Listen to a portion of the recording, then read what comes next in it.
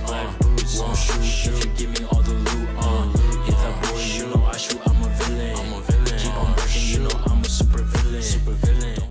And hello, and welcome everyone to what is sure to be another thrilling installment of Capes and Crooks. Joining me is Team Deadbeat, everyone, my good friends. It's Kurt, it's Josh, it's Aaron, and returning to us once again, the prodigal son is returning. It's Scott, is Splendini, everybody. How you doing?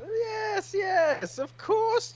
I've forgotten the voice that I did. Close enough. So it's just gonna shift and ebb and flow. You know, it's like jazz, really. So. He was a cockney British dude. That's what it was. Oh, I'm Splendini, I am. Wow, 4 episodes in and they already retconned Splendini. Was writing this old-timey image. But yes, we're so glad to be back, everyone. Thank you so much, as always, for the comments and the fan art and everything. I think this is the longest time we've done in between episodes, and I literally had people coming to me at social media and be like, when's the next episode? When's the next episode? And I don't think I've ever done anything that has excited people this much, so that makes me happy. I'm glad we were all able to grow beards to show time has passed. Yeah. Alrighty then. So, I guess without further ado, unless there's no old business to attend to, we can just start the adventure, yeah? Take us on a mind journey. Alrighty then. So, as we join our motley crew, known as the Deadbeats, it's been a couple weeks since your last mission in Cornerstone City. Yeah, you guys visited your first super city in the last episode, so that was a good chance to build some lore on my end. A lot of shit went down in the last episode. A superhero died, and Warden Walters wanted you all basically to lay low until the heat was off. You technically didn't do the killing blow, but you made damn certain that Supersonic died. Yeah. I really feel like half of my plot line is now resolved. I just have to return to being a monkey, and now I'm good. And now you're... Yeah, it was the Mr. Monk focus episode, and so much happened, and we'll be seeing the fallout from that. Walters was really happy with how you proceeded on that mission, especially because you brought back to her the destroyed but still very valuable alien queen egg, which she was quick to sell off on the black market, and you are beginning to see the side effects of that. She was actually good to her word and has now upgraded your secret prison sub-basement accommodations. You have actual real showers now, not just a hose with some tarps. You also have bathrobes with your names on them, like this was some sort of fancy country club or something. I'm gonna continue to use the holes in the tarp. I'm into it. Absolutely. I mean, it is prison. Don't know how to go back now. I'm an institutional man. What's important is now you have options. Dr. Titan, though, your resident medic on the Deadbeats, you know, he still demands on drawing himself in the nude because this is prison. If you didn't want male nudity, you shouldn't have committed the crime or done the time, he says as he walks drip-drying himself. That doesn't even rhyme. I think he just likes to be naked. I mean, he is European. What are you gonna do?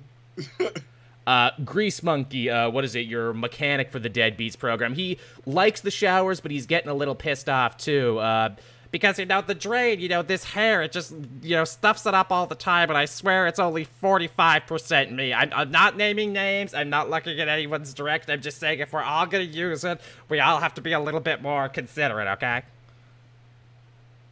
Consideration in prison is fantastic. Yeah. He said out loud to no one, knowing none of you were listening to him.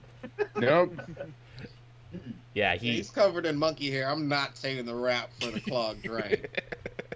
Yeah, he kind of realizes that. Now, Paul, on your big fancy television that you got as a reward for your first mission, you see how the news media is spinning the death of Supersonic. It's not every day a major superhero on the Hero Coalition, the biggest team of them all, is to die, and essentially they're spinning it as the biggest heroic sacrifice in an era, a man who gave his life to try and save the Earth from a second Anglar invasion. The TV networks have been playing all of his movies, his Christmas special, non-stop for weeks. The funeral is going to be a star-studded affair. Elton John has already composed an award-winning song for the occasion.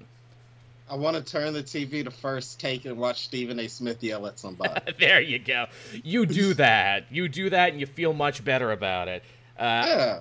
I'm sure for supervillains like yourself that this has got a sting in the back of your head knowing that you iced a superhero, but you don't actually get to take any credit for it. Normally, in the Syndicate of Sin, if you were to do something like this, that would, like, bump you up a whole level, and, like, people would be buying your drinks for a month and everything, but nah, it's the downside of being in prison. I don't do this for the that's the recognition. I'll do it downside of being in prison. I'll do it for the murder. And that's why Paul is the way he is. As far as, what is it, the destruction of Lunar Labs and the death of so many of its employees, Mr. Monk, you had pinned it all on supersonic villain Stormcloud 2. However, before the authorities could properly question him, he was mysteriously stabbed to death over at the Steelview super prison in Cornerstone. His older brother, the original Stormcloud, has put out a street bounty for anyone who can deliver information on the parties responsible. So that's a thing. That's a whole plot line that happened off screen. Yeah. We didn't Like even the see Star that Wars part movies. happen. Yeah, exactly. Somehow Palpatine returned. Well, I mean, you know, what is it? When That's you a murder that we actually didn't cause for real. once. Well, I mean, it made the news because he was a fairly well-known Rogues Gallery member of Supersonic, and to have him die so close to the death of the other one, it's kind of like, mixed in there in the news thing with like, and in unrelated news, one of his villains totally got stabbed to death in prison. I mean, was he around knives? You gotta avoid knives. Gotta watch out for it. Speaking of Monk, you actually receive a very interesting piece of mail. You never thought you would get this, in fact. It's your adopted father, Dr. Emmanuel Burr's last will and testament. Apparently, he did leave you something, and it's all tied up in a big brown paper box with an unbroken ribbon. Yeah. I'm going to let it sit there. Okay. It's going to Paltrow. Okay, there's a letter there's a letter there too by the looks of it. Do you want to read the letter or just leave it be? Sure, I will read the letter. Okay, With so my little tiny glasses that I put on. Aw, adorable.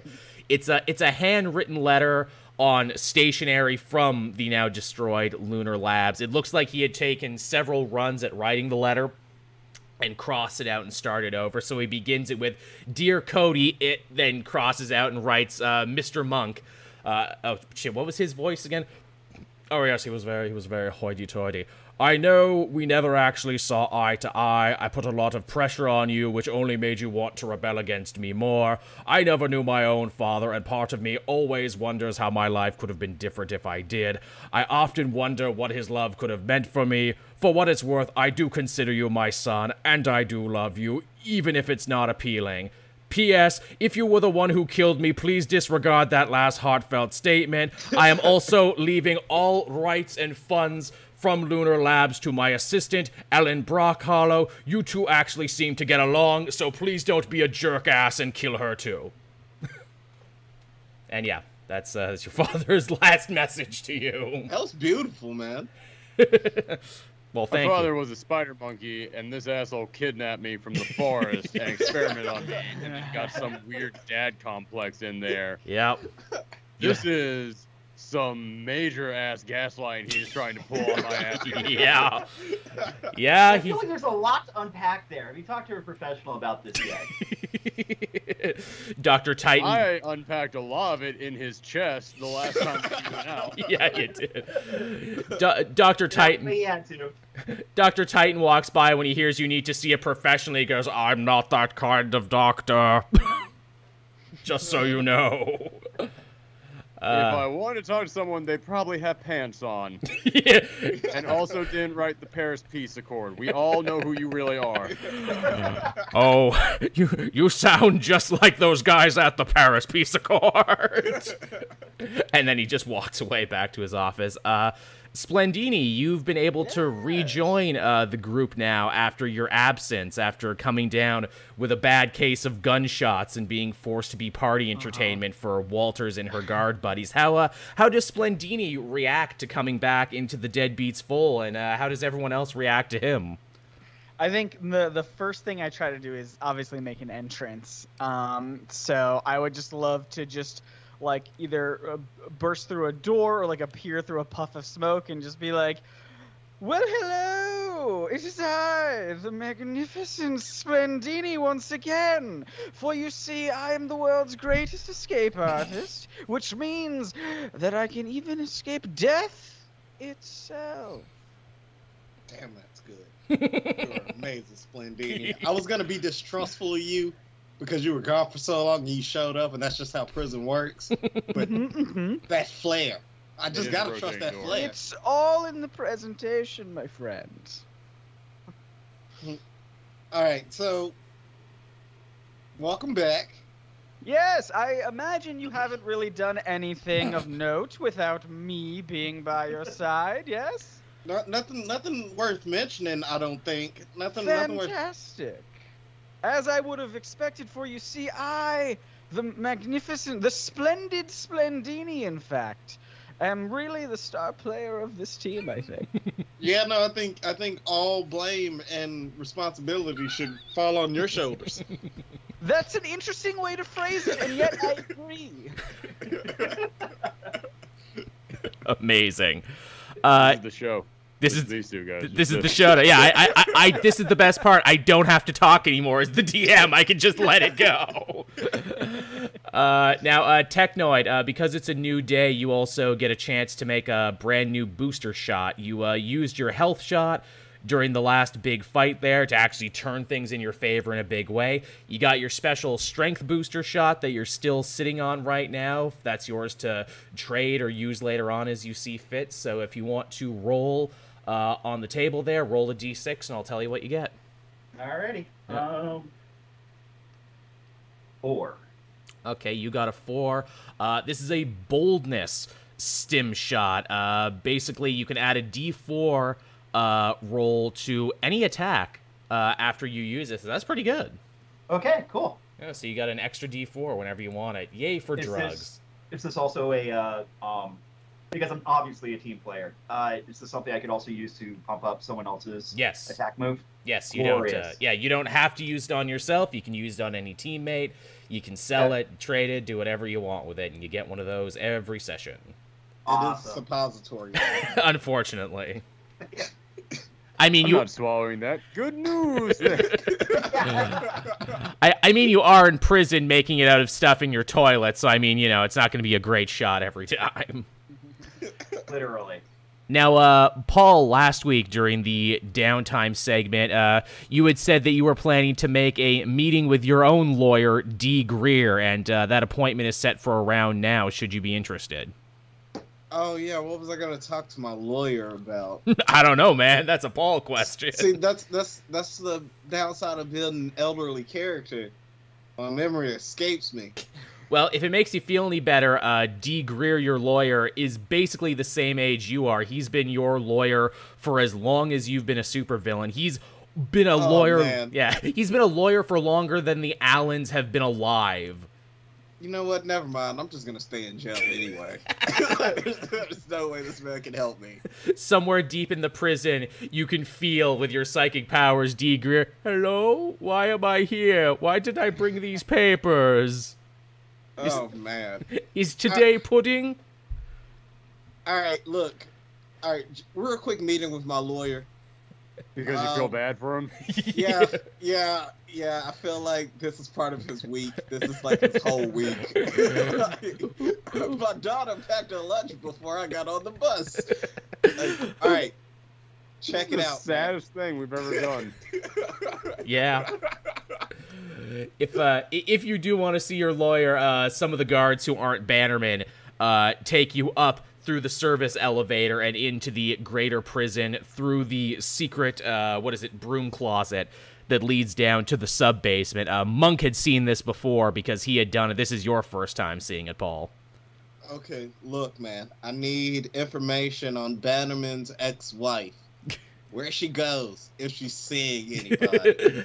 So, D. Greer, your lawyer, he looks at you kind of strange. He's like, well, you know, it's not the strangest thing you've ever asked before. I assumed you'd want to know about your case, but all right, Karen. No, I know what my case is. I'm a black man in jail. I'm like 80. It doesn't take a magician to figure out my case. All right. I don't know. Your Some lawyer is say clearly Jimmy magician. Stewart. I've seen this turn around pretty well. Now look, Paul. No one's lying that when you Agent Gregory Peck. Either way, you got pretty good odds on your side. that when you I use have mental powers. If I couldn't get me out of this guy's not getting me out of this. I can literally control stuff with my mind, and I'm still in here. So look, get the information on Bannerman's ex-wife and her comings and goings. Knowledge is power, and it is currency here. So smart. give me that information. Okay, Karen Batterman.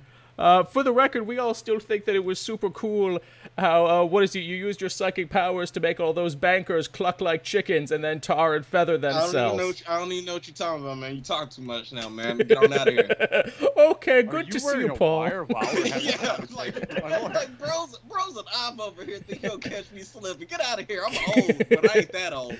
I mean allegedly. Look, I'm a supervillain lawyer. It's a thing. Yeah, okay. So that means I can't trust you. You're like double evil.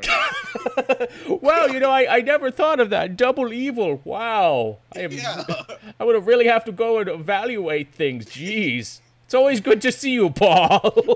Yeah. All right, get out of here. All right, so you get led back to the sub-basement there. You briefly cross over the fence that divides the women's wing of the prison, to the men's wing of the prison, and you see a large, muscle-bound, woman there. Basically, she looks like Snooki, but if she was huge, right? And like a Hulk and everything. That's, How long have we been locked up? But you just described Snooki. Yeah, more or less. That's, How long have we been in jail? A while. I mean, some of you longer than others. I guess I can't call. Hey, good looking. What's up? I don't see a lot of women. This is fine. So, This woman you know to be Brutalia, who is actually one of the foremost villains of Queen Azteca, basically the Wonder Woman stand-in on the team, and she enjoys the attention, honestly, of the whole thing. Where it's like, how tall is she? Oh, she's massive. She's like 8 feet tall. Nice. She's 8 feet tall, huge arms. Again, she's basically Titania from Marvel, is what she is. I thought you were going with that one from Suicide Squad, the orange one, since you said Snooki. Oh, yeah. I probably should have gone that. Oh, well, whatever. But yeah, that's her deal. And she's kind of making eyes at you, and she's like, "Hey, Paul," because she's a big, strong woman, so obviously she has a deep comedic voice. Derp, isn't that the thing? What's going on, big gorgeous? Living another day here in the ladies' wing. Haven't seen you around the yard much. I mean, I'm all the way down here. Oh. You're 8 feet tall. Fair enough. You don't see a lot of people around the yard much, do you? No, not at all. Hey, passes, a bribe to the cops there. It's a little envelope, and they kind of turn their backs and look away so she can talk to you freely. And she says, "Look, a friend of a friend asked me to deliver a message for you. They want to tell you that the wheels are still in motion for you and the other guys in the basement, but it's kind of hard to do anything without starting a war with the U.S. government, whatever the hell that means. They say any evidence you can get on what Walters is doing would really help your case down the line, but you didn't hear that from me." Oh, yeah. What? Who? Yeah, see, you know what's up. Well, later, good looking. All right. I'll catch you later. Maybe you can slip that guard some more money sometime, and I can get my hands on some Cialis, and we can see each other again. I think this is going somewhere. I feel something, at least. Anytime, you beautiful Denzel Washington-looking fellow. Oh, you're as blonde as I am. All right, later. So that was a truly insane exchange. All right. It was really romantic. Yeah. No, Paul's gonna find love before the end of this campaign. Not gonna make the same mistakes twice. Then we can have the Love After Lockup sequel. Yeah. Can Paul and Brutalia make it work on the outside? We'll find out this season. You got to be a Patreon subscriber to get that episode. It's just gonna be me and Joel, and it's gonna be very uncomfortable. Oh for Joel. God, yeah. Oh yeah, that is so going to be Patreon. Yeah, you have to pay the $5 tier to hear that, and you have to pay the $10 tier to not hear that. Yeah, it's mutually assured destruction. All right, Paul. So you get led back down to the sub-basement, and you see Bannerman is there to usher you into the auditorium. It looks like Walters is ready to give you all your newest mission. Oh, do I not get to talk to my lawyer? Oh, did you want to talk to your lawyer? I would like to talk to my lawyer. Okay, sure. But the fuck Whichever one they send this time. Yeah, right. I think it was Alex Allen was the guy you're seeing. So, all right, so the guards bring Paul back, and then they're like, oh, God, again with this. So then they rush you up through the elevator and everything else, and they're like, look, you gotta hurry. You know, it's not good to leave Walters waiting. I'm just picturing Paul's lawyer just quickly racing out of there when he hears that one of the Allens needs to be there. So he races out and then quickly, like, takes off his makeup face and... Puts on a mustache. It's all just one lawyer. It's more of a Walker situation there. It's clear you can tell there's some animosity between, what is it, the Allens, from Allen, and Allen, and D. Greer. You know, new school versus I told old you school. to stay off this prison, old man. That's literally, yeah, you feel like you just missed that when you got out there. All right, so you find yourself in there, and your lawyer, Alex Allen, is waiting for you there, and, yeah, he's got a brown suit, mustard shirt on again. All right. So previously, I had told you to try and get some negative will going for Supersonic, but it looks like for the time being, that will not be something we have to worry about anymore. I say for the time being because I know how this stuff works. He will probably be back from the dead not too long from now. So now we need to send our best regards to his family and to all the charities that he had been making donations and appearances at. So we will be covering with the funds from my corporation all of the appearance fees that the charities were going to pay for that. And I want to make sure that everyone knows we're paying those amounts to these charities. Secondly, if you look at the phone records for the agency that employs him and his sidekick, you will see that someone was asking for help around the time that he was killed at the location he was killed, specifically looking for his sidekick, who was nowhere to be seen. So you see where I'm going with this. His killer is still at large. No one found him in that giant explosion that happened. No traces were left.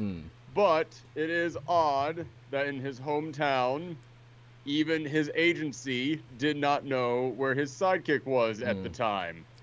It's at this point, too, Alex Allen, what is it, your lawyer, he basically gives you, like, the finger nod, like come here, I gotta whisper something in your ear. And he's like, okay, so here's the thing about Swift, right? The reason she wasn't around is because she was in secret rehab. On a VH1 show? She was in Not secret. that secret, I see. Yeah, well, So, here's the thing. I had to pull a lot of strings to get it in. This also means a real problem when it comes to the line of succession. Now, here's the thing. If she's too messed up for the job, then that means she's not going to get to become the new Supersonic, which might actually be good for you in the case. No hero means no character witness, so this is actually working out pretty good for you so far. This is actually perfect. Because what we're going to do is we're going to hammer even double as hard as I was playing on this whole theory that we're going to craft on the internet, because you can craft any theory that you want on the internet, and idiots are just going to buy into it. It's true, you can. Theory that she was the one who actually killed him. And it will get to a point where either she will have to admit where she actually really was, or she will have a nervous breakdown because of all this, which is a terrible thing to do to somebody in a very fragile state, but we're fucking villains. This is the entire point of this. Yeah, you are a villain. You're the best villain. You're the villain I work for, sir. So either we destroy her mentally, or we cause her to come forward with her darkest secret to the public, which will also probably destroy her mentally. So that's what we're going to do. And secondly, who's that super speed villain who I used to employ? Which one? There's so many these days. There's Sonic, which is basically like Supersonic, but, you know, his colors are inverse. And then there's Speed Demon. Oh, he's a real... Or no, not Speed... Speed Freak. Oh, yeah, he's a big meth head, that guy. Real crazy. Legally distinct Speed Demon. There you go. Legally. Yeah, Speed Freak, you know, he works with that group of drug-themed supervillains, the Farm Team. Yeah, not them. Yeah, they're unpredictable. You know, sometimes they'll do the job, sometimes they'll steal your stereo. Hey, man, whatever gets them that sweet, sweet fix. I like those guys. Paul says from down in his cell. Oh, yeah, I can hear thoughts again. Paul, not now. Oh, okay. Hi, man. What you doing up there? Just wanted to pop in and tell you guys to don't forget to upgrade to Spotify Premium. I do ads now for extra money. Man, I This wish. is provided to you by Audiobook. Casper Mattresses would like you to know. All right, so here's the deal. Not Speed Freak, but the other one. The Nega Supersonic, whatever that guy was. I like the Sonic. Sonic, there we go. Opera Man, we're going to get him. Yeah. I want you to set aside some resources to trying to not so much clear his record, but establish a brand new identity for him. And we're going to make him the new super speed hero of the city. Wow, it's a very complex plan, sir. I'm gonna get right on it. There we go, perfect. All right, my time's up. as the guard is banging on the door. Hey, you're hatching evil plans in there. Your time is up. Hatch evil plans on your own time. I'm doing bear monkey things. Shut up. Ah, damn, he's right. All right, so yeah, he brings you back down there, and once again, Bannerman's kind of tapping his foot. There's like, oh, would anyone else like to see their lawyer? Hey, Robot Man, Magic Man again. Is anyone else gonna make me wait today? Yeah, let me see my lawyer really quickly. Yeah, hold on. Quickly rips his mustache off, puts on a different hat. No, Robot Man, you're not on the list. You gotta bring that up to me in advance. Fine. I do not have a lawyer, you see, for no one wishes to represent me. I remember that case where you represented yourself. You were very good. Yes, I kept teleporting back and forth and doing quick costume changes. You got rave reviews, but you lost the case. It's a The Lionel Hutz of our group. I love it. It's a combination legal, procedural, musical. Oh, it's great. Yeah, but the television ratings while they aired your trial were like through the roof. So. Absolutely. All right, you get ushered into the auditorium there. You sit down, and you see Warden Ambrosia Walter standing where she always does in front of her, big projector. She's looking really nice today, actually. She's got a brand new, like, white silk power suit going on there. What looks to be a Rolex watch, some Gucci sunglasses. Clearly, she did pretty damn well off that alien egg you brought back. I only have eyes for one giant woman. Don't make me choose, Joel. Can I ask a very important question? Absolutely. Comparatively, whose outfit is getting more attention? Hers or mine? It's rough at this point. I mean, you got the cape and the frills and everything. Yeah. But she's just so clean, though. I can't stand anyone getting more attention than me. It shows. You can cut the tension in this room with a knife. Mm-hmm. Unbelievable. Is she trying to upstage me? The splendid Splendini? Oh, Splendini, I missed you. It's good to have you back, I think. I'm not sure. We'll both find out, I suppose. I guess we will. Look, as they say, don't be mad because I'm so clean. Look, you boys have been doing good, and I was sure to spread the love around. How are the robes? How are the showers? They would feel better not in jail. Yes, I'll take that under advisement. Not really. Some of my metal parts are getting a little rusty from the shower. Well, that's on Getting you. in the shower. I feel like that should have been optional for you. Yeah, I know. She takes out a notepad there and she's like, metal cleaner for technoid. See, if you do good on this next mission, I will be sure to get you that. She just It's gets that spelled OxyClean W- stuff. Yes. On TV at like 2 CLR. a.m. in the morning. Yeah, it's spelled WD little dash 4 and a 0. 4D. Ah, yes, Really? I've heard Yeah. of this. Yeah. Or you could try Pennzoil, America's #1 oil. Is anyone else getting ads in their brain? Or is that just me? Not me, I'm chilling. Oh, don't worry about that. It looks like all these extra missions have been good for you, Paul. Your mind is like a muscle and you're getting some of your old powers back. I don't know what you're talking about. I'm just chilling here. Right. Okay. On to your Kind of mission. fucked up that she just looked at you and assumed that you were up to something. Right. If you're thinking about Pennzoil being America's #1 motor oil, that's on you. I mean, I it is. thinking that. What are the odds? As This is the Technoid greatest subliminal advertisement that has ever existed. Man, if these companies don't sponsor us by the end of this, I'm gonna be so pissed. As Technoid is zoning out during this entire meeting, he's just like on social media in his brain.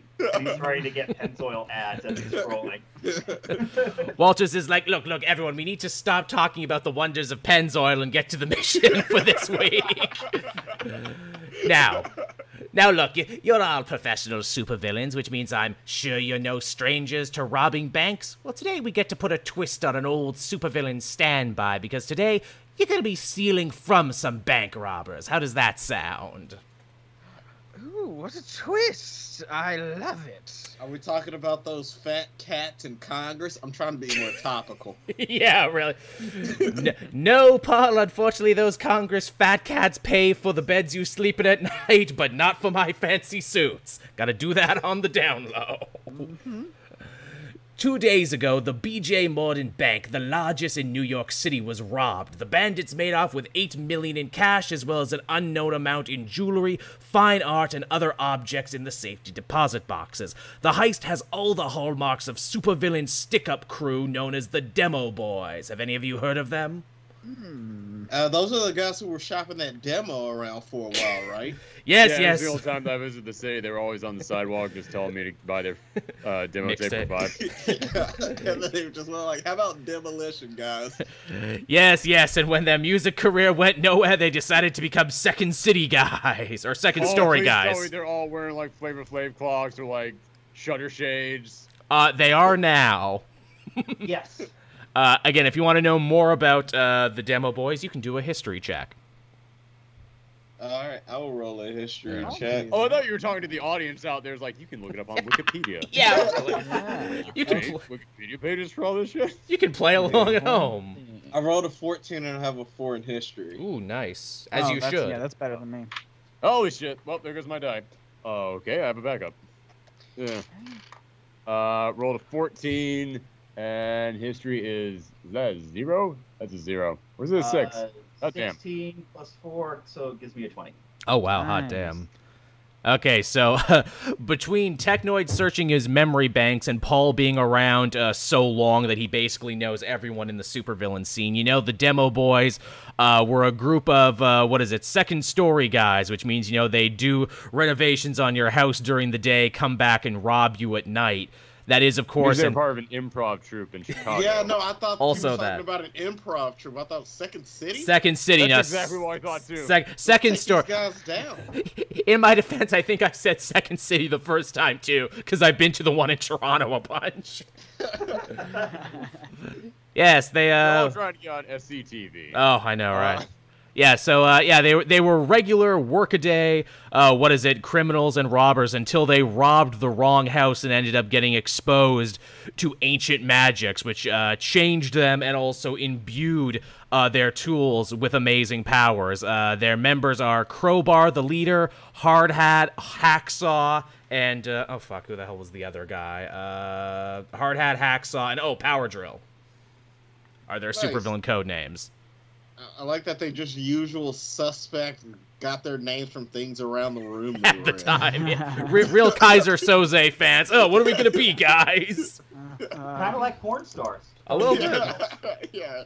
Hazy Monday? I don't know. They also, what is it, moonlight as porn stars too. These guys do everything to make money. Yeah, power Come drill on, and hard power hat for drill. sure. I know where this is going. Come on. Wow, chicka, wow, wow. In fact, Technoid, what is it? You know that they regularly fight the hero who put you in jail, Rajin of the Thunder. Okay. I see. This is the hard part. Like, I'm excited for the mission, but also I'm like trepidatious a little bit about it because one, they robbed from banks, which I think is super dope, and two, we kind of have mutual hate for this guy. Arches, yeah. Yeah. But I have to pay for my cyber sins. So. Gotta keep that in mind. Here we go. Walters continues on there, giving you some insight. Now, I don't give a shit about the missing money. That stuff was insured, but it's what's in the safety deposit box, specifically box 616 I care about. Your mission is to get it back in one piece at all costs. Now, we have several things working in our favor right now. The thieves probably don't know what they stole or how important it is, but that could change at any minute. Secondly, I've pulled some strings with local law enforcement. They're still treating this like a regular robbery, meaning no superhero's been called in on this just yet. But again, that could change, so you have to work quickly and move quietly. We can work quickly. I like the sound of that. I don't know about this quietly thing, though. You don't have the best track record. Yeah, Well, I don't know who you're talking to We can here. definitely get it done quick. I think if you will allow me one or two or maybe three max like grand entrances, then after that I promise to be a little stealthy. But I gotta be I don't known. think that we should applaud him willing to compromise on this. Walters looks at Bannerman as if to say, get the files ready on the replacements. We're gonna need That's 4 not the new F ones. word I thought you were about to say. we're gonna need 4 more replacements. Walters again has one last thing as you're leaving. Now, I don't need to tell you all that New York is America's superhuman test kitchen, with more heroes and villains than any other in the world. They're all looking to catch attention, either of the Syndicate of Sin or the Coalition of Heroes. But if it adds a carrot at the end of the old stick, any money you manage to find, you can keep tax-free. A nice little gift from your Aunt Walters and Uncle Sam. Oh, Yeah. good. I was really concerned about how I was going to pay taxes in prison. Yeah. Gotta love I'm that just kidding. promise to My keep character is money rich. that I'm I getting don't pay from the taxes. person keeping me in jail. Yeah, there you go. So yes, after that, you pile into the garage, you get into the waiting Osprey, and it's a 3-hour ride to New York City from St. Rouge, Louisiana. What do you guys do to pass the time? I'll remind Bannerman that his wife is way happier moving on with her life than she ever was with him. You don't know that, bro. 3 hours straight. I do, and you do too, Bannerman. Bannerman, where does your wife live? Good With job. somebody else now.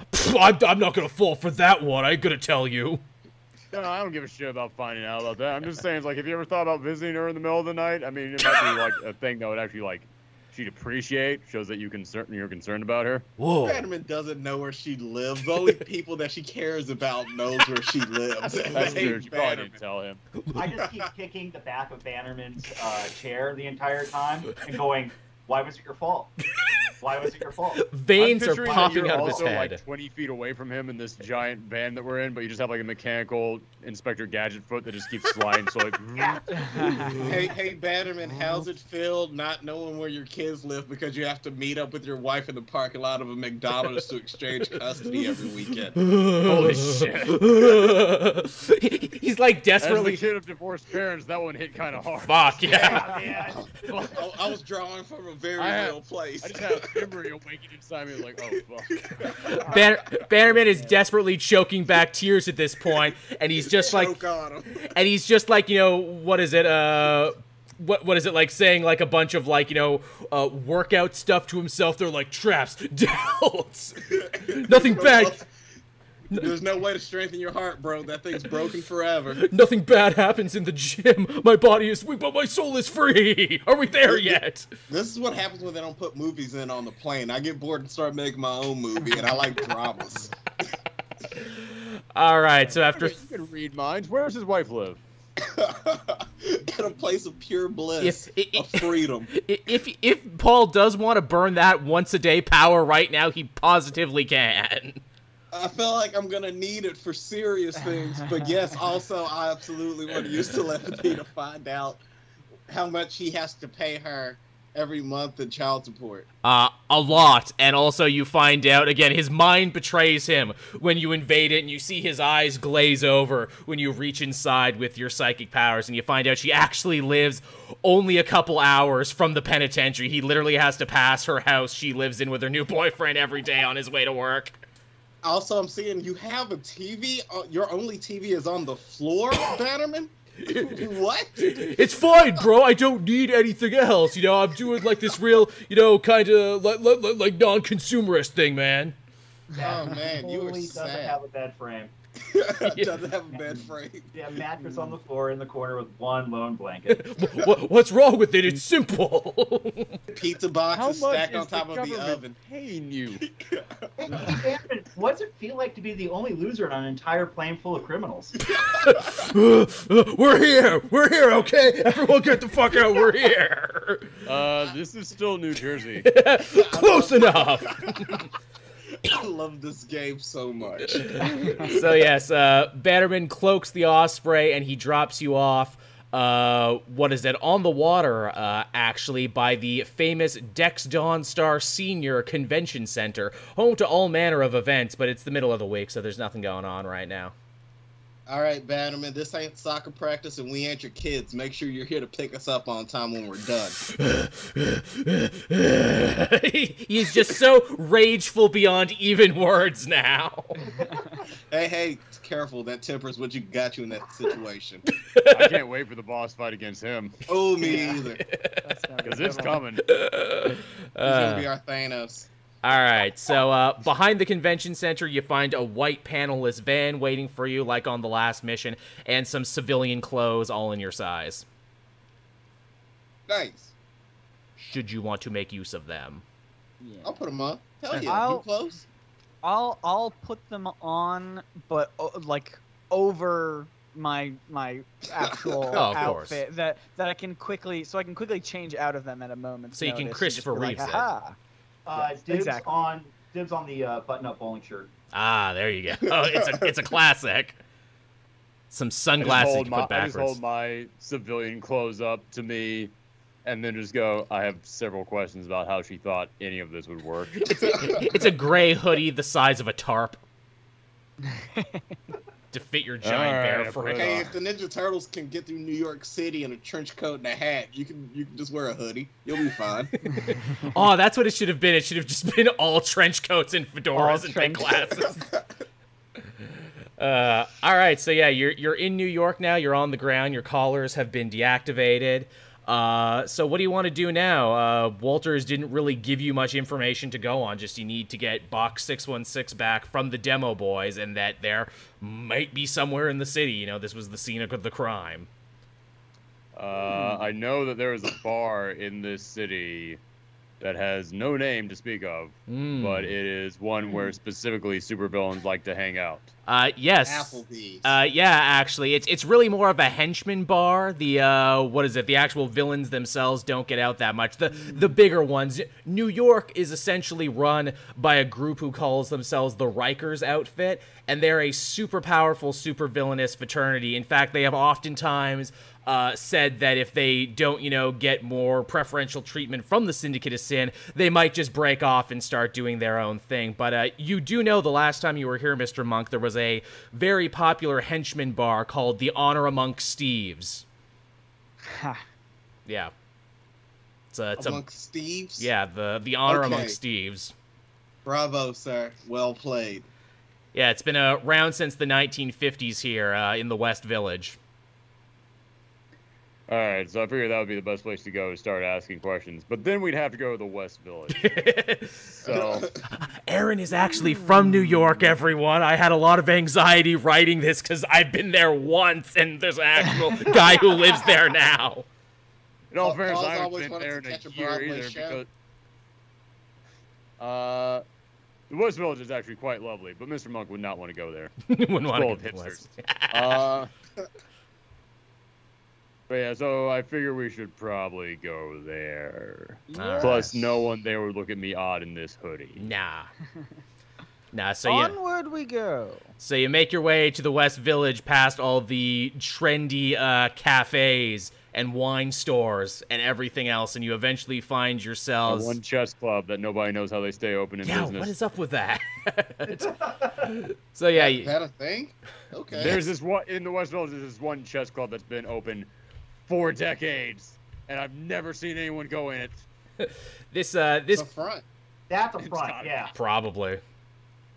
This place, Honor Among Thieves, it's actually the oldest building in the entire neighborhood. It's dingy and run down, and its superpower looks to be to avoid any and all gentrification since the 1950s. Oh god damn it! I was about to make that joke. Badum tish.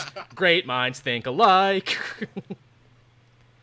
All right then. So who's the first to step inside? Oh, you know it's me, baby. Okay. who else? Literally starts us out. Wait, Or is it a single door or is it a double door? Because I would love it to be a double door, please. Oh, it's a double door again. Oh yeah, I just bust through right down. I imagine it's one of those double doors where it has like a center beam in between the doors, so I can't. As I try to push both doors open and like enter in, but there's like still that beam in the middle Of separating course. the doors. I'm just like, God damn it. Okay, and I just step inside anyway. I'm You're like like, a yeah, squirrel. hello. So Yes, hello, fellow criminals. no one looks in your general direction. It's like probably lots of people make entrances like that in this place all the time, and just the like general like people drinking here are over it. It's a hell of a scene too, the clientele of this place. There's dozens of men all dressed in crazy matching outfits. There's frogmen, there's clowns, and they're drinking next to bikers and crust punks and Italian wise guys in tracksuits. The walls are covered in pictures of famous supervillains who have come and like signed their name on it and everything. Paul, you're actually on the wall. Right next to Tony Bennett. Yeah. Everybody just has this picture up for some reason in the city. I don't get it.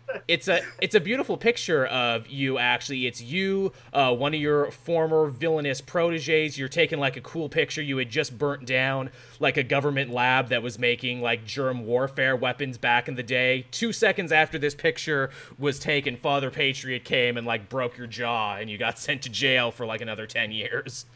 That young man there grew up to be Jeff Bezos. Good times, good times. He was way more evil than I could have ever The been. greatest villain in all of history. You still get Christmas cards from him sometimes, don't you? No, they're bills for my Amazon subscription. They just look like Christmas cards. So yeah, He's real evil. So yeah, you're all in the bar now. There, it's such a weird place. There's like one lone disco ball covered in dust that looks like they had this up briefly in the 70s and never took it down. The bar has Christmas lights around it that they never took down. Mm-hmm. I used to do cocaine in the bathroom with Dan Aykroyd. Out of a crystal skull. That was his supervillain name, the Crystal Skull. Yeah. It's like Ghostbusters 3 Probably is shouldn't have coming named his anytime podcast now. It was during his Lost Weekend phase. When they all He would flirted do with all the supervillains. rails and leave me none. Get me back next week, he'd say. Never would. What a jerk. What a jerk. That thing is, he's even crazier in real life than what we just I described. know. I know, it's true. Mankind will never make contact with aliens, especially after 9/11. Dude, we just fought aliens in the last episode. What are you talking about? Not those ones. Oh, this place is nice. I like the atmosphere. I walk over to the bar. I order a Zima and Coke. There you go. You see a guy there. He's got, what is it, like a big scruffy beard, shaved head. He's got like one of those like suit vest things going on, but that's like the nicest thing he owns. And he's like, all right. And he fills the Zima and Coke and he gives it to you. And he's like, oh, we don't see many big-time villains in here. Usually, you know, they use the henchman app now to hire people. You usually don't see big-time villains picking up henchmen in clubs anymore. Oh, like wow, it's Grindr? so crazy that these amazing outfits we were given didn't disguise who we really were. I mean, come on, you're a bearman. You're clearly Paul. I mean, come on, my grandpa told me stories about you all the time, Mr. Paul. Your picture's on the wall. Hey, whatever your granddaddy told you, that's not true, or it is. But either way, I'm sorry. Actually, he spoke very highly. He used to hench for you. Back after World War II, you guys did a lot to break the villain henchman color barrier. Yeah, but I also underpaid my henchman by a lot, and I did not cover dental. Well, who's perfect? Here you go. First drinks on me. Ooh. This is America. Nobody covers dental. Villain or not. I'm Steve, by the way. Didn't care. Don't care, Steve. I figured that from the name outside. I just want him a drink. But how's it going, Steve? Paul. Was your dad also named Steve? Yes, actually, we're a proud tradition of Steve. Steve Ennis. Okay. All right. What's shaking with this bank robbery that just went down, man? Oh, yeah, everyone's talking about that. Pretty healthy score. Yeah, no, I know it's a healthy score. You young whippersnappers are really moving and shaking. I want to shake the hand of the friends who did this. Ah, you mean the demo boys. Yeah, they don't come around these parts no more. Well, do you know if the Vega boys still come around here? Oh, yeah, the Vega boys. They're in the corner right now, and they wave to you. Hi, Paul! All right, usually the Vega boys know where the demo boys are. They usually run together. So it's a just herd a bald mentality. guy dancing over there in the corner in the suit and tie. That song comes over the jukebox now. So the demo boys don't come in here. Do you know where they hang out nowadays, or do you know who does? Oh, well, they started getting into a lot of fights around these parts here. I get the feeling, they're going to break up any day now. Classic supervillain group stuff, one person gets an ego. It's a whole big deal. Who's feeling like the odd man out? But, Hard Hat, of course. He's the muscle of the team, and the other guys make him feel dumb about it. Hacksaw's got a family now, if you can believe it. Yeah, they got divorced and everything, but he's got visitation with his kids, so that's a whole thing. That's good. I know a guy like that. yeah, don't we all? Not for me, though, Too long standing next to nuclear waste. Cooked my boys. No children for Steve. The line ends with me. No more Steves after this, damn. No more Steves, it's a shame. They have a tradition. Who will I leave the bar to? We're in a land full of superheroes and villains. You can't find somebody to clone you? Oh, shit. Good idea. Do you know any evil mad scientists? Man, what do I look like, the Yellow Pages? I'm the one asking you for information. Right, okay. Let's see. So Hard Hat's gonna be the weak link. If we can find Hard Hat, we could probably crack this. Hard Hat got any buddies in this place? Not really. Like I said, he doesn't come around here much anymore, but I do know this for a fact, though. And again, because you've been so cool and you helped me out with my fried boys problem, I'll tell you this one for free. Hard Hat, not only is he dumb, but he loves to gamble. The way I hear it, he's in deep with the Red Oni clan. The Red Oni clan? That gives me an idea. Buy Levi's brand jeans. Just to everybody in the bar. Jeans. You see people just randomly tugging at their pants. There it is again. Are you sure it's just me? I'm chilling, man. I don't know what you're talking about. If you're thinking about the comfort of Levi's brand jeans, that's on you. That's exactly. You are good at this. One of the crust punks slaps himself in the head instead of going, I could have had a V8, I could have had Levi's. You just see all of a sudden a week from now, you just see a new wave of crime happening in New York, but it's all people dressed in Levi jeans. Are Levi's the new pants of crime? Yes. He's a real trendsetter. All right. I need to call up my broker and tell them to buy stock in Levi's and immediately sell it. Hey, you have a burner phone on you, so you could absolutely do that if you wanted. Buy, sell. Soy. All right. We got a guy with telepathic powers, and we're in New York, and our tracking devices have been temporarily turned off. We could be causing so much on Wall Street right now. We could really be Home Alone 2 in this and cause some trouble in New York City. At this point, Walters comes in over your comm. Hey, Macaulay Culkin, just because I can't see you when you go indoors doesn't mean I can't hear you. Most of the time. All right. So where's this Red Oni gambling shack? Where are they setting up shop nowadays? Yeah, word is they got a tea house over there across in Queens. All right. So we should probably head over to this tea house unless there's more to do here. Oh, I should probably tell you, too, if you want to get in the back room. The place is called the Hanya Tea House, and you gotta ask for a number 7 green tea special. Number 7 green tea special. Got it. Boys, you guys have anything to do around here? Yeah, I walk over to the jukebox that's been playing the Vega Boys this entire time and unplug it. Everyone applauds you when you do that. There you go. How do you get your face up on the wall here? Is it like a drink challenge? Like You gotta kill a photographer. Well, you know, it's usually, I mean, well, Paul Is worked... that why like all the foes are like someone reaching like? Yeah, really, no. Stop. It's like, well, you know, it's usually for guys who have come in from time to time and everything. I tell you what, I mean, you guys seem real cool and real nice and everything.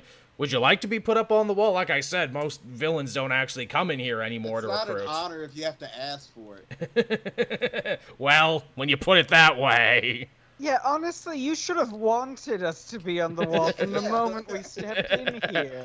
Look. I'm a little insulted. You know, I'm sorry. I'm just, you know, despite being a bartender, I'm very bad with people. Don't worry about it, man. It happens all the time. We learn as we grow. Buy Levi's jeans and, you know, kind of forget about it. Buy Levi's jeans. By God, you're right. Yeah. Wow, Paul, I'm really happy I got to meet you. I wish my granddad was still here to see this. Me too, man. We're gonna get out of here, though. Bye. Bye, Levi's. Bye-bye. As they're leaving, really quickly, I run back in and just like, quick, take a quick picture. Yeah, he gets one of you. You're doing your best robot stance, and he's like, "Thank you." He mouths the words. Yeah. Thank you. So there. So And then I run Technoid. back out with the rest of the group. So Technoid goes to join the Celebrity Villain Hall of Fame. You're right up there with Dex Dawnstar and Pagliacci and all the other big names. All I'm right. the guy who hoping, wrote like- Biodome. Yeah, and that. But I hope it's like really like one like mad dogging like tough picture after another, and then just like Technoid like looking really happy with a big tiki glass and a giant straw. Oh, absolutely. You know. Yeah. Okay. Great. What is it? Kill Switch is sitting there with a head in his hand. Yeah. But not Technoid, though. You know, he's bringing a different type of energy to here. He's going to put that one at the front, so it's the first thing people see when they walk in, and they're like, oh, that's nice. Yeah. That's nice. We should drink here. All right, so you make your way to the Hanya Tea House? On your tea house. All right, there. So you make your way across town to Queens at this time of day. I don't know what the traffic would be like. What would the traffic be like, Aaron? Yeah, I was gonna say, Aaron. Oh, like, Jesus. What time of day is it? Well, I would say it's a little afternoon.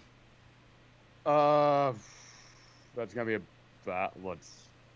on the subway, that'd be an hour. So I'm going to say, if we're lucky, 2 hours. There you go. I like to think we're all huddled around him while he's looking at his phone. While he's trying to figure it out. On Google Maps.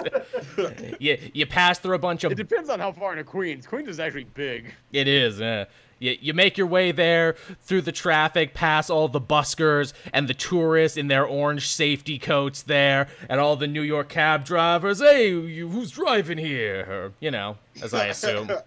Dead on. Nailed it. That's what it's Nailed like, I assume. You can tell I've been there one time. As a lifelong And you Texan, had let me the just say, pinnacle you of nailed the New York experience. accent.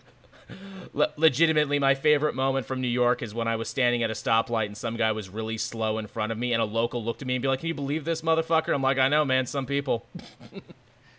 that was and my that's when they accepted you as one of their own. that was Like, my yes, favorite. nailed it. Now, keep in mind when I did this, I was also wearing a Guido-style tracksuit with my hair slicked for a completely separate reason. Hair slicked back. Sloppy steaks. Sloppy steak. Oh, that's where you should have gone, not to the tea house, but to the sloppy steak house. But yeah, so you eventually pull up to the Hanya Tea House. It's a little place in Japantown there. You see a little old lady inside in an apron with snow white hair, filling up cups and glasses there. It looks to be a real mom and pop operation. So she's mom, huh? Yes, she is the mom, I do believe. Or grandma, you know, it could be. Fine day here, madam. Fine day indeed. Yes. And she just kind of nods her head. You looking mighty fine. Not as fine as your wares here. Yes. Green tea number 7. Special. Special as hell. I'll take mine regular. Oh, god damn it. Confused now I am. What did you guys wanted the back, yes? Yes, Yeah, please. yeah. Yes. Oh, okay. So she leads you through the back there, through a beaded curtain. So much for secret codes. Yeah, Are you guys here for the thing? Okay. Yeah, it's really more of a tradition to have a secret code to get into the back gambling room at this point. You guys are here for the crime stuff, right? Yeah. Okay, cool. Yeah, come on in. Absolutely. No, not to profile, but you have big crime energy, as they say. Wow. Thank Wow. you. In Japantown? Wow. Okay. So she leads you through a beaded curtain in the back, and you find stairs that seem to go down to a cellar area. Alright, let's head on down there. All right. You open that door, and that door takes you to a much bigger hallway, wherein you see two guys standing there at the doorway into the actual casino area. They are wearing bright red suits with white pinstripes, oni masks on their belts, as well as what looks to be both guns and katanas strapped to their back. Guys, Yeah. our civilian costumes are incredibly stupid if these people get to dress like this. I mean, we're villains, so they don't really care. They already know we're on the level since we're down here, right? Yeah, more or less. This is I mean, this is for like all types of criminals, but yeah, this is also where the supervillain community would go to gamble. In fact, if you want to know more about the Red Oni clan, roll another history or insight. Alright. I'll do that. I got an I 18. got 14. Oh, hot damn. 14 plus 4 is 18. All right, so I also got an 18. damn. So it's pretty well known that the Red Oni clan, the largest Yakuza family in the world, is actually run by a dude who goes by the name Mao Oniwaka, or Mr. Mao, as he is also known, and he is also a supervillain, actually. He's actually a pretty high-ranking member within the Syndicate of Sin. He brings them in a lot of money and everything, but does not want to actually take a, council seat on the original Sinners, even though he could... Work from the shadows. Yeah, where that's basically his thing. He's a supervillain, but he doesn't really wear a costume. And also, here's another thing, Paul. You remember hearing Oniwaka's name forever, so there's a good chance that this guy is as old, if not older than you even. Oh, that'd be nice. I'll be like, shut up, Gramp. And he'll be like, you young punks. Yeah, literally. Again, too, very few pictures actually exist of Mr. Oniwaka ever. Again, he's a real, like you said, work from the shadows mystery dude. Yeah, I only seen him in one picture, and that was a picture that was taken at Disney World when he was on the log flume ride. He was so happy. Yeah. It's the happiest place on Earth, even if you are a ruthless Yakuza boss. He killed the He guy who was took the fighting picture. off like 7 different secret agents at the time. Yeah, but it was worth it, because he got a churro. You can't get them anywhere else. Doesn't matter how well connected you are, you gotta go there to get the churros. You gotta go there. Yeah. All right, so we got somebody who's just as geriatric as me running the show, which means this will be a battle of staying awake. Before you go in, though, the two guards at the front door kind of stop you and motion. They got like a big bucket off to the side there, and they're basically saying like, "Hey, if you want to get in, you got to drop your weapons off." So I I mean, just hold up my paws and the claws come out. You do have a gun, though. Actually, you do actually have a snub nose on you. Oh yeah. I mean, I could give you my walking cane, but I feel like you're gonna have a disabilities lawsuit on your hand Roll up. if you make me get rid of my cane. I tell you what, Paul. Roll a deception to see if they believe that it's just a regular cane or if they believe it's one of them penguin-style supervillain canes. 13 plus 5. So Okay. 18. Jesus, your deception's high. Wow. Yeah. Actually, I'm for old. the purposes of this campaign, it's the puffin. Oh, yes. No, Yeah, I actually... Wait, shit, I actually did give my penguin guy a name. What the hell did I call him? It was, Razorbeak. He's called the Razorbeak in this. Oh, man, Puffin would have been. Which is another type of penguin. Yeah. Hey, at least I didn't call him the Emperor Penguin. DC Comics did that, and that was lame. Oh god, yeah, didn't they create like a kid for the penguin and it was like a big buff blue thing? Yeah, he was like his illegitimate son, and it was really stupid. Yeah, they forgot The New about him. 52 was so stupid. There was a lot of really dumb ideas. Going up until today. Like, for every one Court of Owls ideas, there was like 5 more like, yeah, I can see why you forgot that. I'm more interested in this penguin than ever before, to be honest with you. So, there you go. You make your way into the main casino floor, and it is lavish with dozens of high-risk games all being played at once. Security is also tight here. You see more red-suited guys all around. You can see from across the room a massive hulking figure in a Carhartt jacket and work pants, which clash very much with the classy, aesthetic of this casino. He also just so happens to have on his head a giant hard hat, which seems to actively be fused to his head in like a really messed up kind of way. I would love it if the big twist at the end of all of this is that actually isn't Hard Hat, but it's some guy who won all of his clothes off of his gambling addiction. What are the odds? All right, so I guess we should roll up next to Hard Hat. If you What's want. he playing? Do any of us have any like former history with this guy? Technoid and him fight the same hero. That's basically the best in that you have. Yeah. I slept with his mama back in '63. But he doesn't know that. I'm gonna tell him after this. You slept with everyone's mama in the 60s. Had an adventurous life. In the '60s, take me back. Hard Hat seems to be talking to the guy who's running the show here. This guy doesn't look old. He actually seems considerably younger and spry. He's got like long flowing black hair, and he looks kind of like an anime matinee idol. Got it. Okay. Real pretty boy shit. Are you winning, son? Who are you saying that to? To Hard Hat? Yeah, it's Hard Hat. How's it going tonight? You're just saying it to people in general there. Just in general. Just being friendly. He's in his 80s. He can call anyone he wants son. It's true, he can. Are you winning, son? You get a lot of weird looks from the richer upper crust people playing games of chance and everything there. Hard Hat seems to be in deep conversation with this handsome guy right here. It seems to be a little heated, but eventually he ends up forking over like a big stack of money. Can I clumsily walk into him and pickpocket his phone from him? Because we could probably find the location without actually talking to him. Ooh, shit, you absolutely can. I Roll guess. me. Would that be... Yeah, roll me a sleight of hand. Okie doke. 17. 17? Plus 2. Okay, wow. Man, Paul is rolling excellent. So yeah, you stumble over there like an old man there. You go, oh, my hip. And you knock into Hard Hat. He's like, hey, because he thinks you're like trying to grab his big wad of cash. He doesn't even think for a second that you might be trying to grab his phone. And he actually like kind of pushes you back a little bit before security is actually kind of on him. Whoa, I'm old. Yeah. What is it? The red-suited guy who he's talking to is like, now, Hard Hat, there is no reason for violence. We are all friends here in the Hanya Tea House, and we are even more friends now. He starts, like, flicking through the money and everything. Our business is done here. Don't start any trouble. I just continue to act senile as I go away and get closer to the guys. I lost my virginity during the MASH season finale.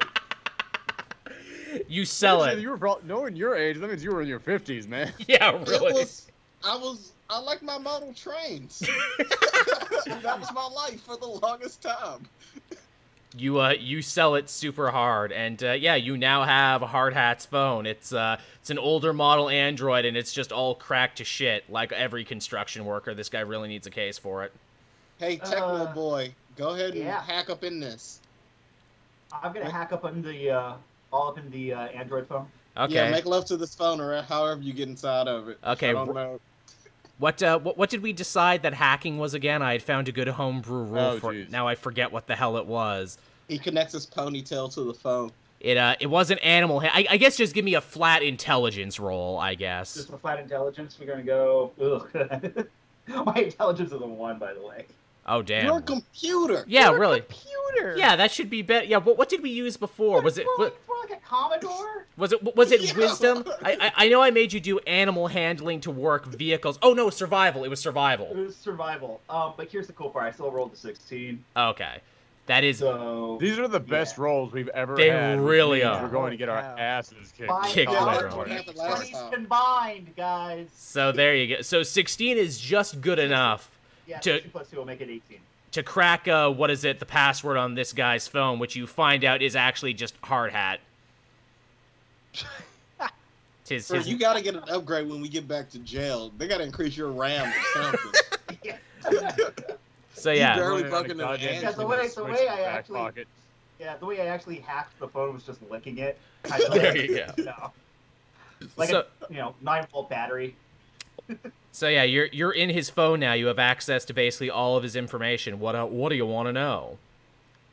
God, there's an awful lot of Pennzoil ads in here. What the fuck? Oh, He thanks loves for it. reminding me. Chobani yogurt, Chobani Greek style yogurt. Oh, that Alright, sounds got that delicious. You know, you really want to fuck with them, you would give them a subliminal ad for the tea house across the street from this place. Okay, so we're looking through his phone. Probably looking for messages from like a contact that doesn't have a name on it. There's a lot of that in his phone, actually. Okay. What would we be looking for if we were gonna do a bank heist? Like, maybe like his Google search history. Images for layout plans, Mhm. scouting locations, maybe scouting the route to the hideout. Alright. And the backup hideout. All right. Emails, text messages. So you dig through his phone, and yeah, you do end up finding certain schematics, certain makes and models of vaults. Though you quickly discover that Hardad is quickly getting disillusioned with the other members of the Demo Boys, mainly because they see him as dumb muscle and nothing else. Though again, they wouldn't have been able to rob that bank if he didn't literally punch the vault off the hinges. So you know. A lot of nudes in this phone. Oh yeah, just so many, you know, and they're all Of really bad. himself. Yeah, they're all He just puts filters on all of them. just choking it from a bad angle. I mean, some of these are really good. Some of the lighting on some of these is Honestly, really good. I'm a little impressed. Yeah, the composition of the shots. Let's These just are These art. could be studied for decades. let, This let's man has a real talent. He should stop doing this crime thing and just do nude photos. Yeah, open an OnlyFans. I mean, hey, you know, he's a big hulking dude in every respect, so I mean, you know. Only the hard hat stays on. But dumb Yeah. Tish. Yeah, you get the feeling he can't actually take it off. You feel like this thing is like magically cursed to be fused to his head, actually. Everybody has a kink, man. He's gonna find a fan base. It's gonna be crazy. And they will be so desperate because no one else is doing it. Yeah. He can charge whatever they He's want. got a niche to fill. Yeah. Send more absolutely. hat pics. We are all such internet creators, aren't we? Oh, I was about to go off when he said OnlyFans. Like, nah, OnlyFans doesn't allow that anymore. They're moving away from it because they're going against sex Ugh, workers, which is what which is bullshit. a criminalization process. That goes, you guys don't want to hear that. Anyway, Oh, I've heard it, don't worry. But Aaron's yeah. still trying to figure out where to put his new content on. Yeah, hey, really. listen, man, it's all about the hustle. Yeah, if you can make Yeah. that money. You wouldn't be the first comic book YouTuber to do it. Wait, what? Yeah, You know go. what? I don't want questions. I want answers. We'll want talk anything. later. We'll talk That's- later. Yeah, I'll plug That's mine at the end of the show. There you Yeah, go. here we go. Now, one of the other things you find when you're digging through his phone outside of nudes and general but untraceable heist plans, you can see that he's kind of having a side convo with Hacksaw on the team. Again, Hacksaw is the guy who, like, finally got, weekend custody of his kids, and he's kind of, like, venting to him about how mean Crowbar and Power Drill are to him. Crowbar's the leader, by the way. You know, he's the main one, and essentially, you know, Hard Hat keeps threatening to quit, where it's like, you know, I'm done here, and I'm out, you know, I just hate the way I'm treated as dumb muscle, it's such bullshit. He doesn't even tell me where he goes to take the loot at the end of it. Yeah, we all get our cash cut and everything, but I know he does something with the jewelry and the art and everything. Why does Crowbar always get to, you know, keep that stuff for himself? I have an idea, guys. I think we should send a text from his phone to Crowbar telling him that he's inept and can't run the gang anymore. And we want to meet up and challenge him for Oh, shit. controllership of the gang. Oh, Can shit. you trace a text Does Technoid have the power to trace the source of a phone if you get an incoming text message? I mean, there's computer programs that can do that. I'm gonna say he can definitely try if he rolls another Yeah, survival. I'm pretty sure we've already established that, like, I'm a computer running off of Steam at this point. Best case scenario, he manages to do it. Worst case scenario, we get to trick them. Just tell them to bring the box, and that will be the thing that they fight over. Yeah. Run a trace there, Technoid. All right, so we have to send the text first. Yeah, you gotta get the receiving text. Yeah, what are you gonna text to Crowbar? You up? That's the message. Yeah. So you send that message to Crowbar. It takes like 5-10 minutes, and you see he's like writing, but like he doesn't know what to say, so it keeps coming back, and he's like, "God damn it, Hard Hat, we've been through this. You leave me alone after the job is done." Slow, you crazy. What is wrong with you? I text back, "Hey, do you know about that band Imagine Dragons?" Crowbar, you know I do. What is this about? And then I text back, "Imagine dragging these balls across your face."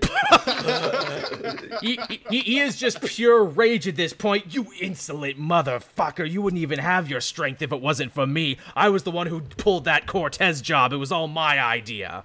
Shoot him one of the nudes.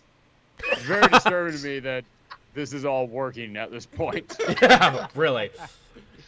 And something is severely wrong with Hard Hat if we are actually accurately pretending to be him. I find the most tasteful nude in his phone and send it to him, and I go, "You only wish you were this talented." Crowbar just sends back all question marks, like, "Are you all right? What the fuck? Are you jealous?" It's now really gonna confuse him. What are you gonna do about it? It's at this point too, while you're writing all of this message, you can hear the loud rumbling voice of Hard Hat himself, who was over at the craps table. He, starts doing that thing where he's patting his sides and freaking out, like, "Where's my phone? Where the hell was my phone? Was him? Who the fuck took my phone?" And I just pretend like we don't see him. Roll stealth to make sure he doesn't see you. All right. I rolled a 4. Okay. He definitely sees you and zeroes in on you. Hey! Wait. But hold on, my I got stealth is 9. also a 0. Oh. So I it's a rolled. 4. Damn it. I rolled a 17, and for some reason, my stealth being the giant bear is a 4. So I got 21. So I disappeared. I put the hoodie on, and I'm gone. You move silently through the woods, a silent predator. Yeah, the woods just show up out of nowhere. In the middle of the casino. He just walks into the mist. It's just a potted plant. Yeah, really. He's gone. Somehow, it's a potted plant that's this small, and yet I walk behind it and vanish. I'll say because of that, he zeroes in on you, Paul, but because Mr. Monk rolled so much better, you're able to hand the phone off to him when Hard Hat starts getting all up in your face. "Hey, you bumped into me before, old man." What do I roll to play the race card? Yeah, wow. Survival. I was gonna say persuasion. Persuasion or performance? Oh, you're accosting me. Oh, you think I have your phone. All right, I rolled a 14 plus 4, 18. Okay, that's really good. Now a lot of people are looking in his general direction after you played the race card, and a bunch of these Yakuza henchmen are just shaking their head like, "Not here, man. Not in this city. No, not hell now." Yeah, I saw Rush Hour 2. I know exactly how to get out of this. You caused a scene in the Asian casino. Yeah. Hard Hat, it is All 2021. these hardened assassins just all using, whoa. Yeah, whoa. Yeah. Yeah. The very handsome guy walks forward there, and he's like, "Look, Hard Hat, I say this as both your friend and your enabler. You really need to leave right now. You all really do." this on Rosa Parks' birthday, maybe. Maybe. Again, the wheels start rolling in everyone else's head, and they're not sure. And what is it? Hard Hat's just like, "I googled that, but I can't find my phone. But I can't find my phone. All right, fine. Maybe I left it in the car." So he leaves and slams the door behind him, and he pushes 2 of the Yakuza henchmen away, and you're just sitting there talking to the matinee idol, and he goes, I'm sorry about that. He was in deep, a lot of money there. Things aren't going well with his gang. You know how it is. I'm Lee, by the way, Lee Hama. I am Paul. This here's my consigliere, Technoid. Yes. and my other compatriot, Mr. Monk, and I can't introduce the other guy because he introduces himself. Yes, hello! I am the splendid Splendini. Contractually, he has to do that. Yes. Clearly, you've heard of me. Yes, Splendini son. I saw your show the last time I was in Vegas. I think it's a real shame that Craig Damon took over it now. You know, your place there at the Mirage. I think he's just not as good. Don't even say that name around me. It hurts too much. I mean, come on. But thank you. It's always so nice to meet a fan. I mean, would you like a photograph or an autograph or something? How about a selfie? Yes, absolutely. Do you have a phone? I'll take a picture with my phone. There you go. Oh, yes, thank you, Paul. Thank you so much. So, yeah, you pose for that picture, at which point Walters is over your comp. What are you doing taking pictures? You're part of a black site prison operation. You can't take pictures out in the... Oh, God damn it. You know what I'm going to have to do now to scrub that from the internet? Shit. Probably very I feel bad little. for that Steve bar now. Yeah, really. You guys.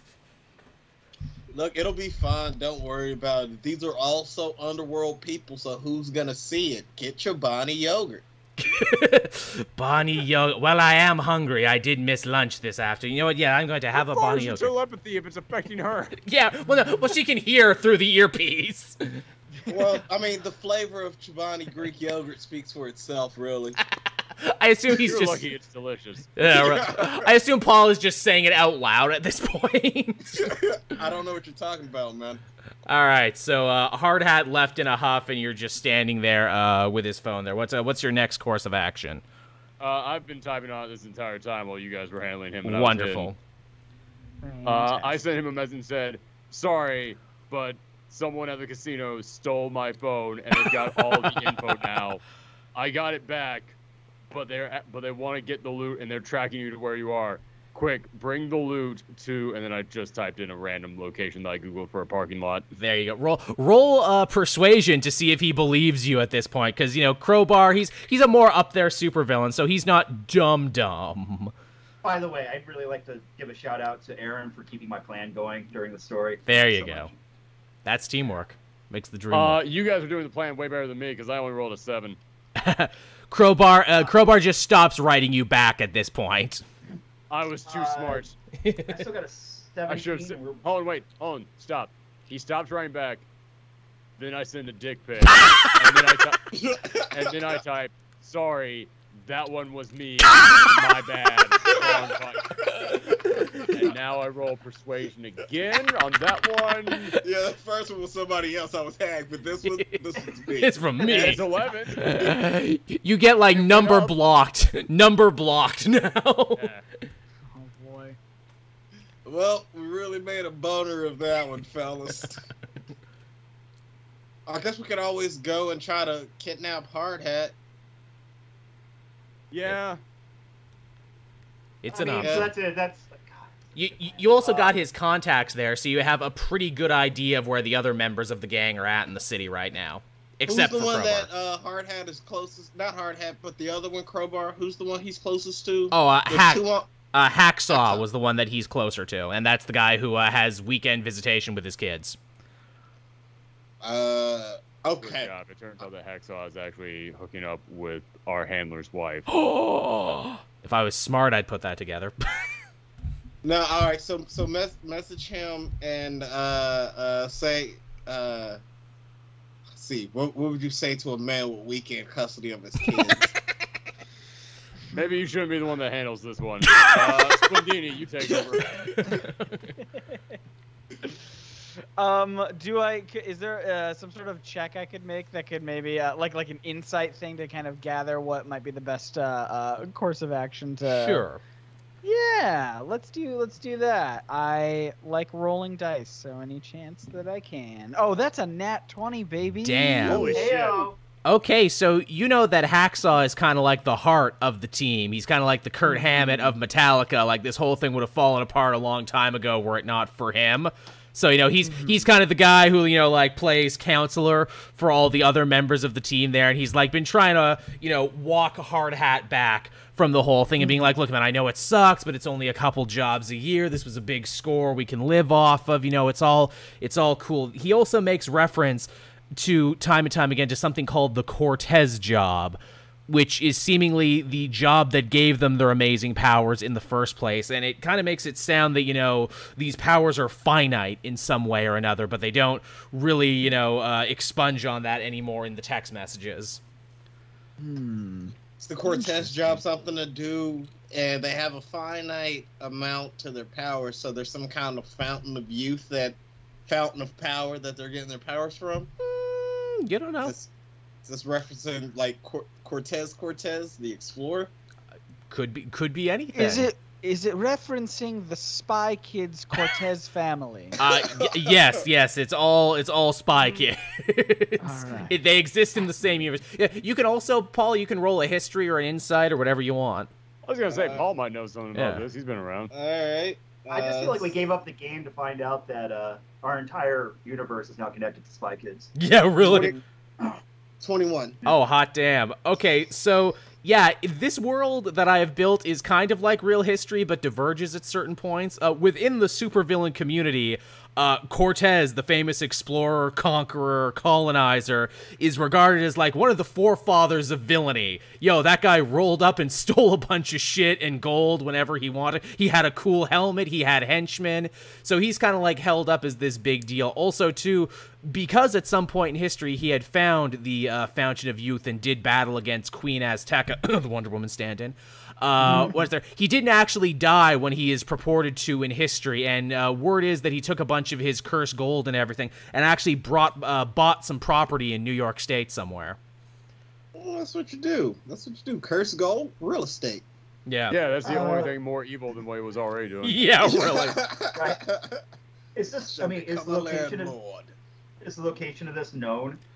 It's a bit of an urban legend there. It's kind of like, let's find, D.B. Cooper's crash site. Let's find Cortez's mansion. Let's find his estate. Please tell me there's like a real estate company in New York called Conquistador Real Estate. There is now, because that's just like a idea. super obvious hiding place. Really? That's pretty fucking good. All right. What's the next step, fellas? What do you want to do? Trying to figure out how we would try to find this location. I mean, in all of this, we just keep passing the phone around like a hot potato. Of course. Yeah. Again, did anyone actually want to write Hacksaw? Again, you were able to discern what his relationship to Hard Hat was, but you didn't actually write him anything yet. Should we go with Hacksaw, or should we try and find this Cortez stuff? Because I kind of want to track down this gold now. Yeah, there's a fountain. I like fountains. But we still, I mean, don't forget, guys, we still need to figure out where this box is and who's got the box. Yeah, but we could probably negotiate some stuff. We had some Cortez gold. You kind of got the feeling that Hard Hat, because of his gambling problem and being in so deep with the Red Onis, Crowbar didn't trust him with the information of where they were stashing the stuff because, obviously if you're in deep with other people, there's a good chance, that they might want to take it and vice versa. But you do get the feeling that Power Drill and Hacksaw are more in the inner circle and would have more information than Hard Hat does. I have an idea. Okay. I'm going to go back into that casino. I'm going to go and talk to this Mephisto-looking dude. Lee Hama, the handsome guy running. He is not Mr. Oniwaka, but he is probably the highest ranking member in New York. And I'm going to say, listen, this Hammerhead guy, he has something that belongs to us. And he continuously is in debt to you. In fact, I'd be willing to bet that he still is in debt to you for some money. In this business, if you he's what's called a whale. I know that you know where I can find him. I know you know where I can track him down, his whole gang. So I'll tell you what. If you tell us where I can find him, I'll go get back what I need, and then I will take whatever else I can find and hand it off to you to make up for whatever else he still owes you. I know that you probably don't want to do this yourself because you want to make this casino look like a very inviting location where the What happens in here stays in here, but I am not associated with you in any way, shape, or form. So, if I handle this, you're completely clean, and you'll probably get back to being even with whatever he owes you. Yeah, he really thinks this over there, and, he's weighing all the options, and he's doing the pensive finger thing there. You are a very interesting man, Mr. Monk. You have given me a lot to think about. As far as your offer, I do think that I could potentially help you. Obviously, when someone is in debt with you, you want to make sure you know who their friends and family are, in case, you can't get the money from them. You got to get it back from them. Hard Hat is all paid up. There's no doubt about that. He will get back in debt again soon. He is a whale and a degenerate. That is what happens. But I also know that the demo boys are sitting on a very large amount of cash and stolen goods right now, and if I was able to bring those back to my boss, well, that would be amazing tribute on my end and help me ascend even further up the ladder. And he pulls out a piece of paper, and he writes down, basically, this is where you can find Hacksaw and Power Drill, if you want them. These are the last known locations of his known associates. Crowbar is a lot harder to find. He's the toughest and meanest of them. That is why he's the leader. He's also quite dangerous. He's been able to get into big fights with Rajin, the brother of Thunder, many times, and live to tell the tale. I would be most careful when dealing with him. Don't worry, I've got 3 human shields with me right now. I'll be fine. That's what? Hey, that's right. I look over at the other two, and I'm us. I can actually create an illusion that duplicates myself, so I think you have more than that. I think you have 4 human shields. See, this guy gets it. Very good, then. I look forward to this business arrangement of ours. All right. Well, it looks like we're not going to get whatever they had left. We now have to turn it over to them. However, on the positive side, we now know something about some cursed gold. Well, well, given that, Power Drill, or sorry, Hard Hat paid up to the Yakuza casino, you get the feeling that his entire cut of the, robbery he gave right back to the casino for what he owed. So there's still probably a good chance that the other guys have their cut of the money. Okay. But didn't they just say that they wanted to... No, what I mean is that didn't he give me the information so that way we could turn over the money that we get from their heist to him? Yeah. That's an option too. Where it's like, yeah, let me get what they. So in got, other words, we're not going to be able to keep. Fair enough. So there you go. So yeah, they got a couple million each on them. All right, sounds good. I mean, I've already plugged. We should get out of here. We're already done here, right? I've already done what I needed to do here with the yogurt. Gotta get that yogurt sponsorship.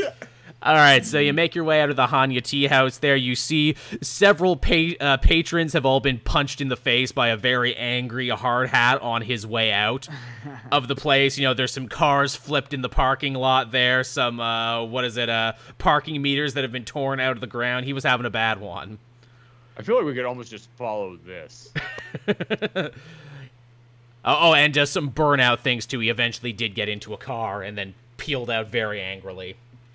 Do we still need a spell for anything? Please tell me it's a construction car. Oh, of course, naturally, yeah. He's driving a cement truck. Steamroller that he's just plowing through the street. Even better. All right, so where would you guys like to go now? Again, you have, locations on Hacksaw and on Power Drill. We should probably... Power Drill's, Hacksaw's his right-hand man, yeah? Well, Hacksaw's the nice one of the operation. He's the heart that keeps it all together, so you feel like maybe he'd probably be the easiest to turn. Power Drill's kind of like the resident psycho of it all there. He kind of seems to be in it for the violence. I mean, one of them's easier to turn, but the other one would get us closer to the goal, though, yes? Again, because if he's more trusted than Hacksaw, then he would probably know more about what's going on with Crowbar. You're not 100% sure. Again, you got a choice there. And again, you've been doing this for quite a few hours now, so you're not sure who else could be moving on this stuff now, especially as the word continues to get out a little bit more and more. It feels to me like the crazy one is the one who would be less likely to have allegiance to him, and we could probably actually just convince to betray him. That's up for I you guys. mean- to Because if the decide. other guy is the heart of the whole team, I mean, Oh yeah, you can never count on the gotta heart have to follow loyalty. through on betraying the group. Just like Kurt Hammett will never betray Metallica, Exactly. Exactly. even after Saint Anger. All right, so should we go after the psychopath? yeah. It seems more fun anyway. Plus, we've been sitting in this parking lot for like 2 hours now. Yeah. Yeah, you got a lot My of legs are starting to get a little bit of sleep. Poor So I idiots need to just stretch staring them. at a phone, just like, ugh. you got a bunch of tourists saying, "Did you know which way to Times Square?" You're in Queens, you idiot. Oh, that's a problem. You're not even on the right island. Oh, I went too far. I just want to find the M&M store. All right, so I guess we say Remember to Hacksaw, turn your meet air up. conditioners off, everybody. Yeah. That M&M store needs to stay on. Yeah, really. Okay, so did you ultimately decide on Hacksaw or Power Drill, who you were gonna see? Yeah, let's meet up at what's a famous New York place where people meet up at? The Sabaros. Yeah, really. Sabaros. Yeah. Ah, I love local places. We can destroy that, and nothing of value will be lost. Walters comes over. Your Comic. Yeah, I fucking hate Sabaros. Just let it be known. You hate Sabaros. I hate when people eavesdrop on our conversations. All right, let's head to Sabaros, fellas. I am your ward. I actually don't even know if the Sabaros still exist in Times Square. This might be a dated-ass reference. It could be. Who knows? No, screw it. The M&M store. There you go. The M&M Yeah. store in Ooh, Times Square. Yay. All I made right. an office reference over here, but the actual real answer was already said. So yeah, you make your way through a ton of freaking tourists there. Everyone trying to take pictures. Those like Times Square hustlers, the foul-mouthed Elmos, the women with pasties People on who their are nips. dressed like the crappy versions of the heroes Yes. within this same universe. Yes, There you absolutely. go. Oh yeah, yeah. What does it go by? Shitty Solar King, shitty Queen Azteca, shitty Wolf Knight, all of them. I see a guy dressed as White Paul. What do you do about that? He's arguing with people, look, it's just different and everything. They'll never make the White Paul movie, so I have to do it myself. My leg is just twitching because I just want to eat everyone in In this this- vicinity. We're touching some real dark places for Aaron in this episode. How are those motherfuckers not arrested? Seriously, they're the real criminals. Tell me about it. So yeah, you queue up at the M&M store there. Do you all kind of, stand together? Or do you kind of like spread out? What's I'm your... gonna browse. All I've right. never been here. Me either. All right. Do they have Pez? Oh, I'm sure they do. They have everything I there. don't know if they have Pez. So I'm in the corner trying to recreate that TikTok video and just ruining everything. Yeah. I saw that too, and I have unopened superhero Pez's, and I'm like, should I try it? Should I do it? It's not real. Damn. That's why Technoid is screwing up every time he's trying to recreate it. I don't know what this is referencing. Yeah, it was a popular TikTok video with Pez where it's like, oh, if you put it in, you don't need to take them out individually. Yeah, I know. That was my reaction too. Interesting. All right, so who did you end up calling? Was it Power Drill or Hacksaw? It was the crazy one. Okay, so yeah, you call up Power Drill. What's your message to him? At the M&M store, dog, you gotta get here now. Yeah, he says. OMG. We're trying that Pez thing from TikTok. Get over here. He's really into that. He's like, you too. Yeah, I know, right? I've been trying to recreate it at home, but it's just not the same. You're right. I need more Pez. I'll be meeting you right away, hard hat. So, yeah, he eventually comes down there to meet you. Of course, you don't actually know what he looks like. I think we can figure it out when he gets here. This Yeah, M&M sometimes store it's gonna be the is large pretty guy tame. with a piece of like heavy metal attached to him in some way, shape, or form. Yeah. Yeah, he walks around with his gimmick, doesn't he? Oh, absolutely. So again, you see all the. We know the Marvel reference you're pulling from here. We can take care of that. Thank you. See, this is why you're the perfect group to play with. So yeah, you sit there for a bit in the M&M store, past the buskers and everything. Oh, what was that, Scott? So I was gonna say I have a skill called the Art of Illusion, which lets me change my appearance. Could I just change my appearance to the person we stole the phone from? Hell yeah, you can. Yeah. Murph. Fuck yes. You can absolutely That's make such yourself a hard better hat. idea than anything we were going with. This is why we waited till Saturday. I wanted you to have an illusionist for this. Let's do it. All right, so Absolutely. so with a flick of your hand and your cape, you spin around all Wonder Woman style. When you come back, you look exactly like Hard Hat. Yes. I still sound exactly like Splendini though. Yeah. I'm just like, yeah. And you move like him too, like your fingers just going up and way. Oh yes. Hard Hat, that's my name. Come and visit me, whoever. You know, like I'm just like I'm very not convincing, but I at least look like the guy. But I do There have you an idea. If we can get off to Bonnie and subliminal messages for a second. When the guy shows up, is it possible that Paul can put a message, like a subliminal message, in his mind to convince him that the obviously not Guy is the guy. Yeah, it's just We're having to enough burn convince like him. multiple abilities here in order to make this work. Absolutely. Yeah. You know what? Again, if he wants to burn another psychic point, I'll say yes. Yes, you can. If he wants to burn one of his 3 remaining psychic points, yeah. I'm fairly good at deception though, so if He I need to is. make a roll like that, then I'll put on the actor's Yeah, face. save just it like, for when we're really in trouble. Save it for showtime. Also, Power Drill, again, just from his text, he seems like an unstable individual, so you're not exactly sure if he would even notice or not. Yeah. Okay. I think what Alright, I would so just save it? do is I think save it. I think what I'm gonna do is just sort of like try and find like where an open enough space where people could find me, because you said we don't know what this guy looks like. No. So I am just going to try and make myself as findable as possible There you go. for this person to come to me. There you Probably go. be the hard hat. You just sit out there T-posing is what you do. All right, so you wait there for about 10, 15 minutes there, and eventually you see a figure pushing their way through the crowd. He's got a big orange crew cut, a yellow safety vest, painter's pants on, a large tool belt, and on his right arm you see a large heavy metal drill, but it's also kind of gross and mutated in part of his arm like something out of Akira. Incredible. Do you think it's him? I don't know. Oh yeah, I looked at him and I go, yes, about time that you showed up. Yeah. What was this you were saying, Had, about the Pez? Also, you sound different. Are you sick? Yes, I'm very sick. Cough, cough, cough, cough, cough. Yeah. It's those casinos, man. You're spending your time in handling all them dirty chips and money. Tell me about it. We've tried to put a hand sanitizer at every table, but nobody uses it. It's honestly such a waste. So what was so important Anyway. beyond the Pez? Yes, well, I'm trying to get a read. Would it be reckless to introduce the rest of you all to this person, or do you want to like stay stealthed, or? I like the idea of you turning around to see if it'd be a good idea, and all just going. Yeah, I'll just be like, And you're still like- hey, do you guys want to meet this fine gentleman, or? I'm just looking at M&M's like super casually. I'm not even.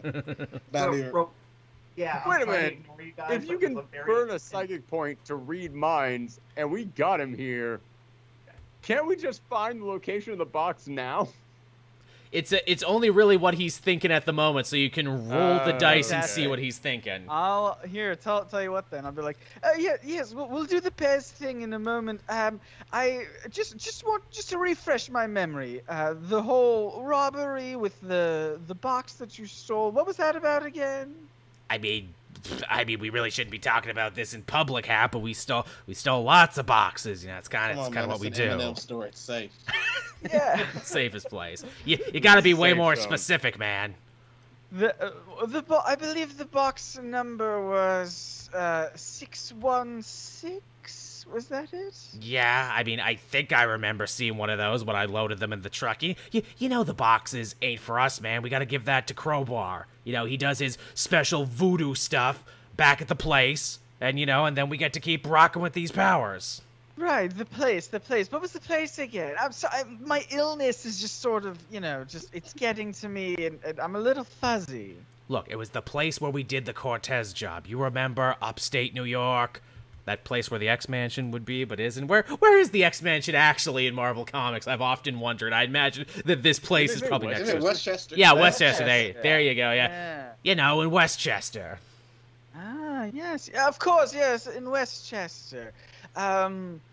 Oh, I can just picture it now. Can't you picture it in your mind's eye? I like look over. Yeah. I mean, I could if I wanted to, and you see him picturing the place, but you also picture him stabbing people while they're at the place, because that's just how his brain I'm just works. focusing on the place. I see people stabbing people in my head all the time. Just focusing on the place.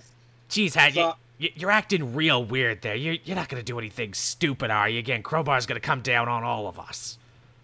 No, when would I ever do anything stupid? I name 6 or 7 times, you know? Well, there was the Ponzi scheme, there was the Right, sports that was car. Of course, that's true. Yeah, of course. Yeah, I mean, you don't have to continue on. I get the point. But Dating an influencer. You know, yeah. Actually, that one was pretty fun. You get points for that one with me. That was a pretty good summer. Listen, I appreciate you coming here. If you want to do the Pez thing, you know, help yourself. I can't quite get it to work. Don't worry, I got this. And he starts revving his drill arm. So we can here's just the weird slip past thing. him and start heading to Westchester, right? You could. Is there any way? Ugh, this is gonna sound gross, but your Akira reference gave me an idea. Is it weird that Is it possible for me to biohack his mutilated saw arm? I mean, you could definitely give it a try. Again, there looks to be just as much magic shit in this as there is, like, body horror stuff in it, but you're welcome to try. Yeah, I'm trying to figure out, like, just how mechanical it is. I would say that would be like that'd be a survival.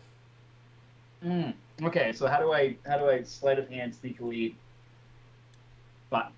bio-connect with his chainsaw arm? In that About case, to go all Cronenberg. for real. Okay. Yeah. Roll a Calm down. stealth first, and if you get over a 15, then I'll say you can also roll a survival to see if you can do it without him paying attention. All right, come on, let's get this going.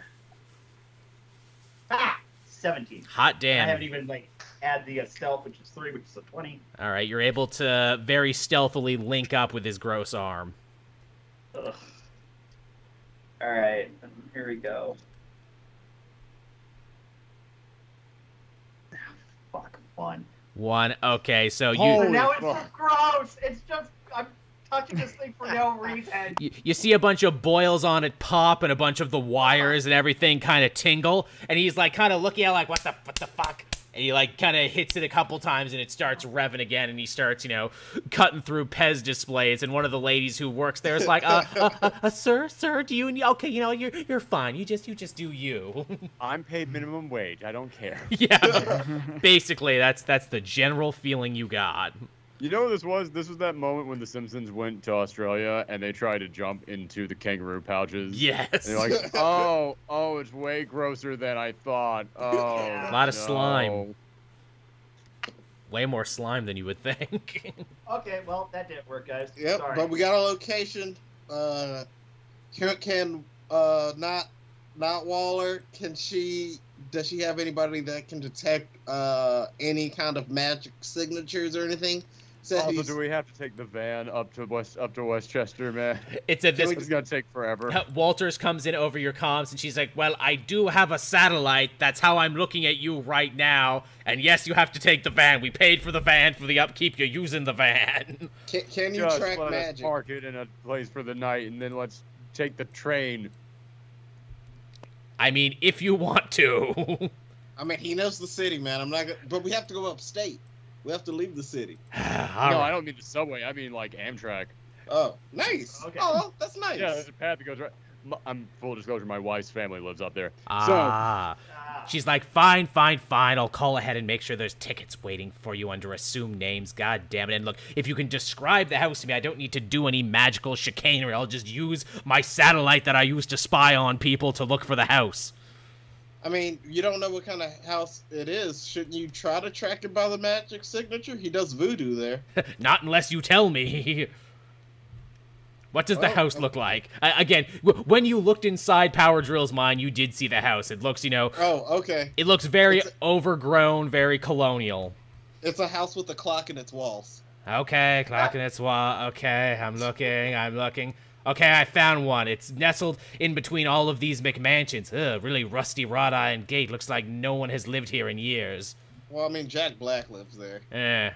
Good for him. I like School of Rock. She says, as you've gotten to this real human moment. Really went downhill after Gulliver's Travels, I tell you. That's crazy. Oh no, he brought it back with goosebumps. Yeah. I did not see that one, she says. He'll never reach the- I was a fan of him in Jumanji. I thought that was pretty good too. Oh, I forgot Jumanji. They made He'll two never of reach those. the peaks of Neverending Story Part 3. Oh yeah, he was the villain in that.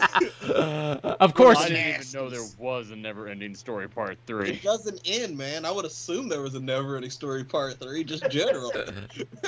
He was the leader of a gang called the Nasties. I'm not making that up. Nasties. That's just as corny as anything I've cooked up for this. So really, the movie's ahead of its time. That's your homework, everyone. Go watch the Neverending Story 3. Oh, also, if Not you're in available on any Times streaming Square, services, no one will host it. Yeah.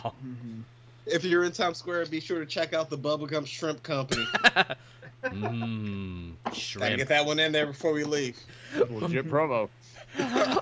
Whenever I'm in the States, I always want to eat at like the Cheesecake Factory or the Bubba Gump Company because it's stuff I've seen in movies, and all my American friends are like, "No, we're gonna take you somewhere good, dummy." Hey, if you ever come down here with me, I'll take you to all the garbage places. Thank you. I'm like, I don't want to go nowhere good. I want to go to a place that I've seen in TV and movies. I went and visited my sister out in California. I was like, I want to eat an In-N-Out burger. And she was like, no, that's where all the tourists go. And I'm like, I'm a fucking tourist. Yes, that's the point. Correct. Tourist me up, She took me to a please. fancy hipster burger place where they just put a like whole mushroom Oh. on top of the burger. Like, so that the bun like was just like teetering back and forth. I was like, this is so much worse than everything I could have imagined. Yeah, I know what I that's thought like. Most They took me to non-bullshit burger I could have bought. Yeah. All right, Don't so worry, if you ever go come to out to dumb LA, I'll tourist just take you to places, every people. single taco stand until you pass out. there you go. I Yeah. like it. I like everything about it. You find no taco stands where you're going to try and grab the train Yeah, that's true. to Westchester. Excellent transition. Yeah, a lot of hot dog carts though. A lot of dirty water hot dogs. Those mysterious nuts that always smell good, but you're like, those can't be good for me.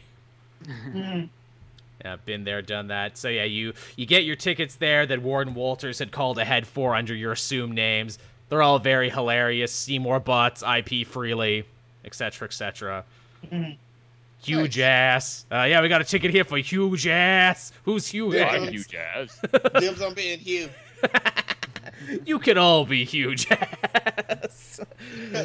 Now, what's the train like for you? 4 supervillains. How's that go for you? It's I'm probably spacious. taking up 2 seats. Oh, naturally, just man spreading all over the place. There are other passengers on this train. Yeah, there's just regular, everyday people, just commuting. I think I'm like 2/3 through a deck of cards. Like, I think I've got it this time. Is this your card? Splint. We're probably going at rush hour too because we were at Queens at 2. Yeah. We had to get back into the city. That probably got us back there around like 3 to 4. Yeah, it's getting So, late now. Yeah. And this train's full of everyday people, you say? Yeah.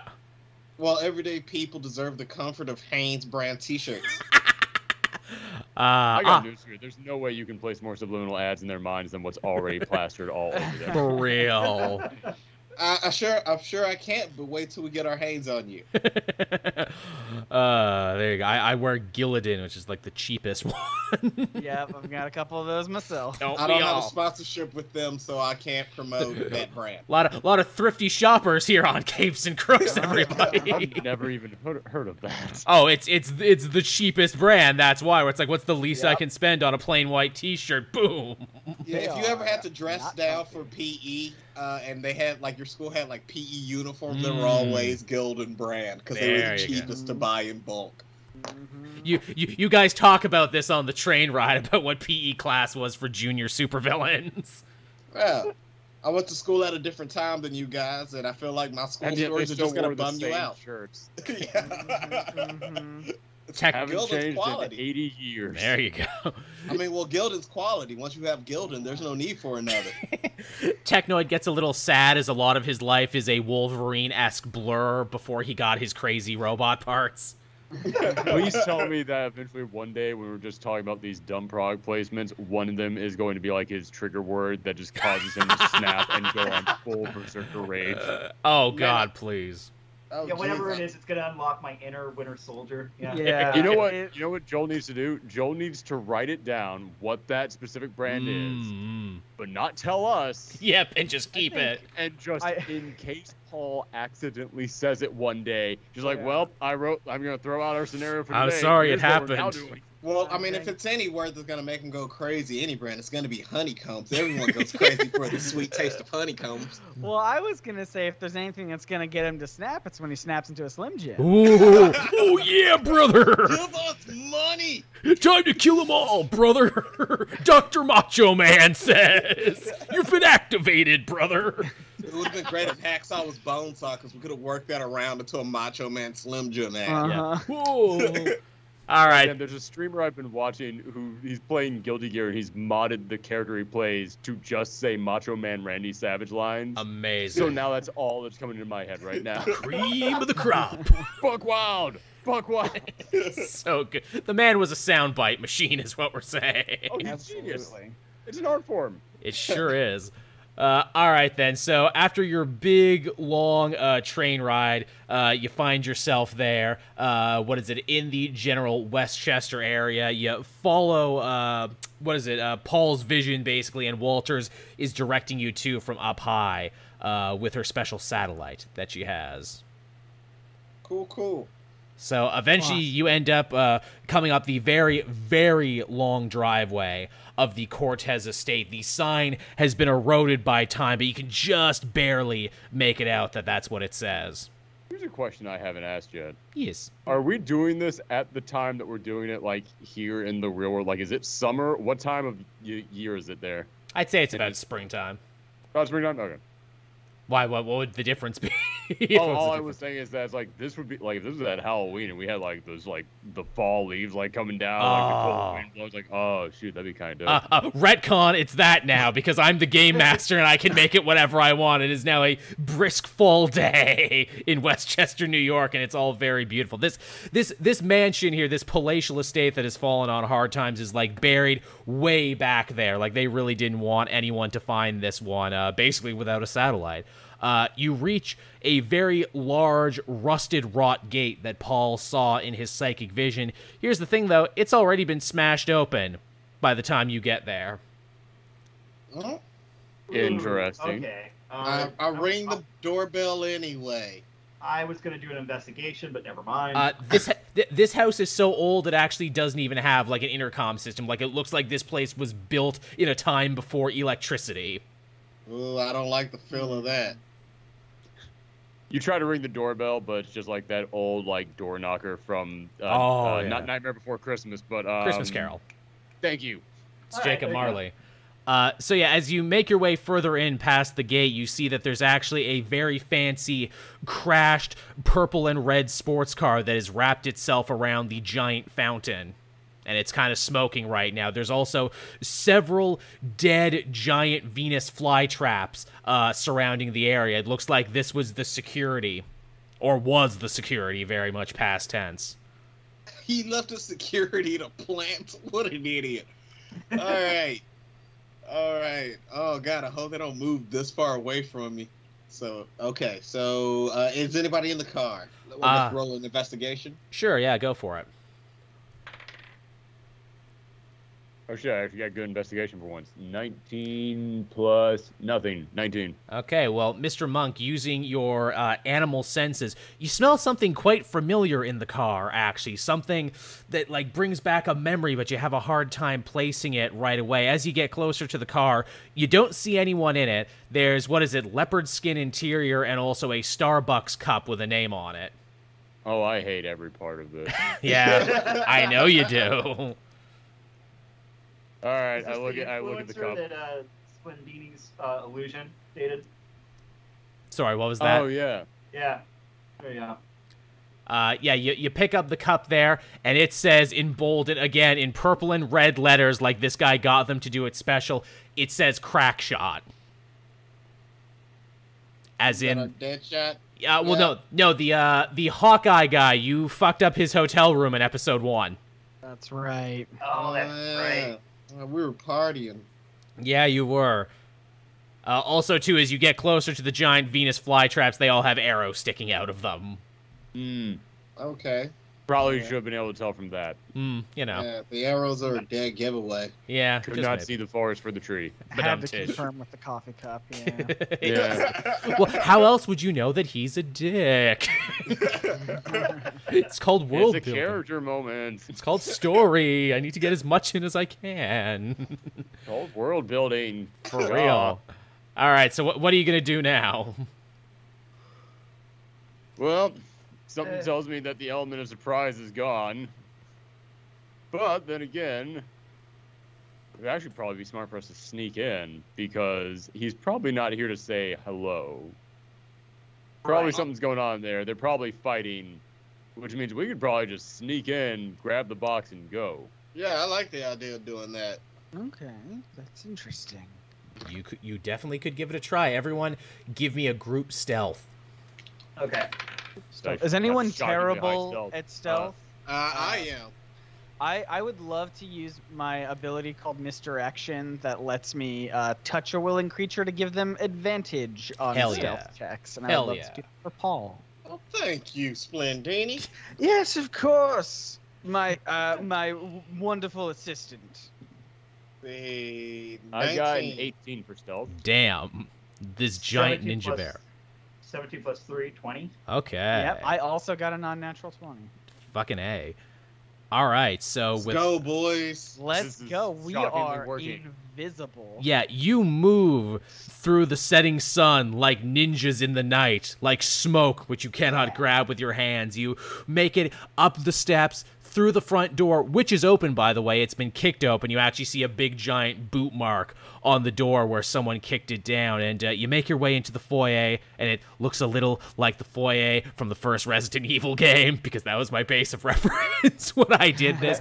And you can hear Wow. Yeah. What a mansion. it really is built with stolen gold and treasure. You do hear a bunch of loud fighting coming from upstairs, so Mr. Monk's theory was 100% correct. Crackshot looks to have beaten you here, and he is duking it out with Crowbar right now upstairs. That is just not our business. Yeah, they have their own plot Yeah. line. That's someone else's Yeah, D&D campaign. We'd be rude to It interrupt. would be amazing if you gathered together like 4 other people to have them be like the hero group. And you just did it on like alternating weeks with us. That would be fun. Well, I thought like Capes and Crusaders has a nice ring to it too, so maybe we should do the superhero persona episode at one point. Ah, that's pretty good. Yeah.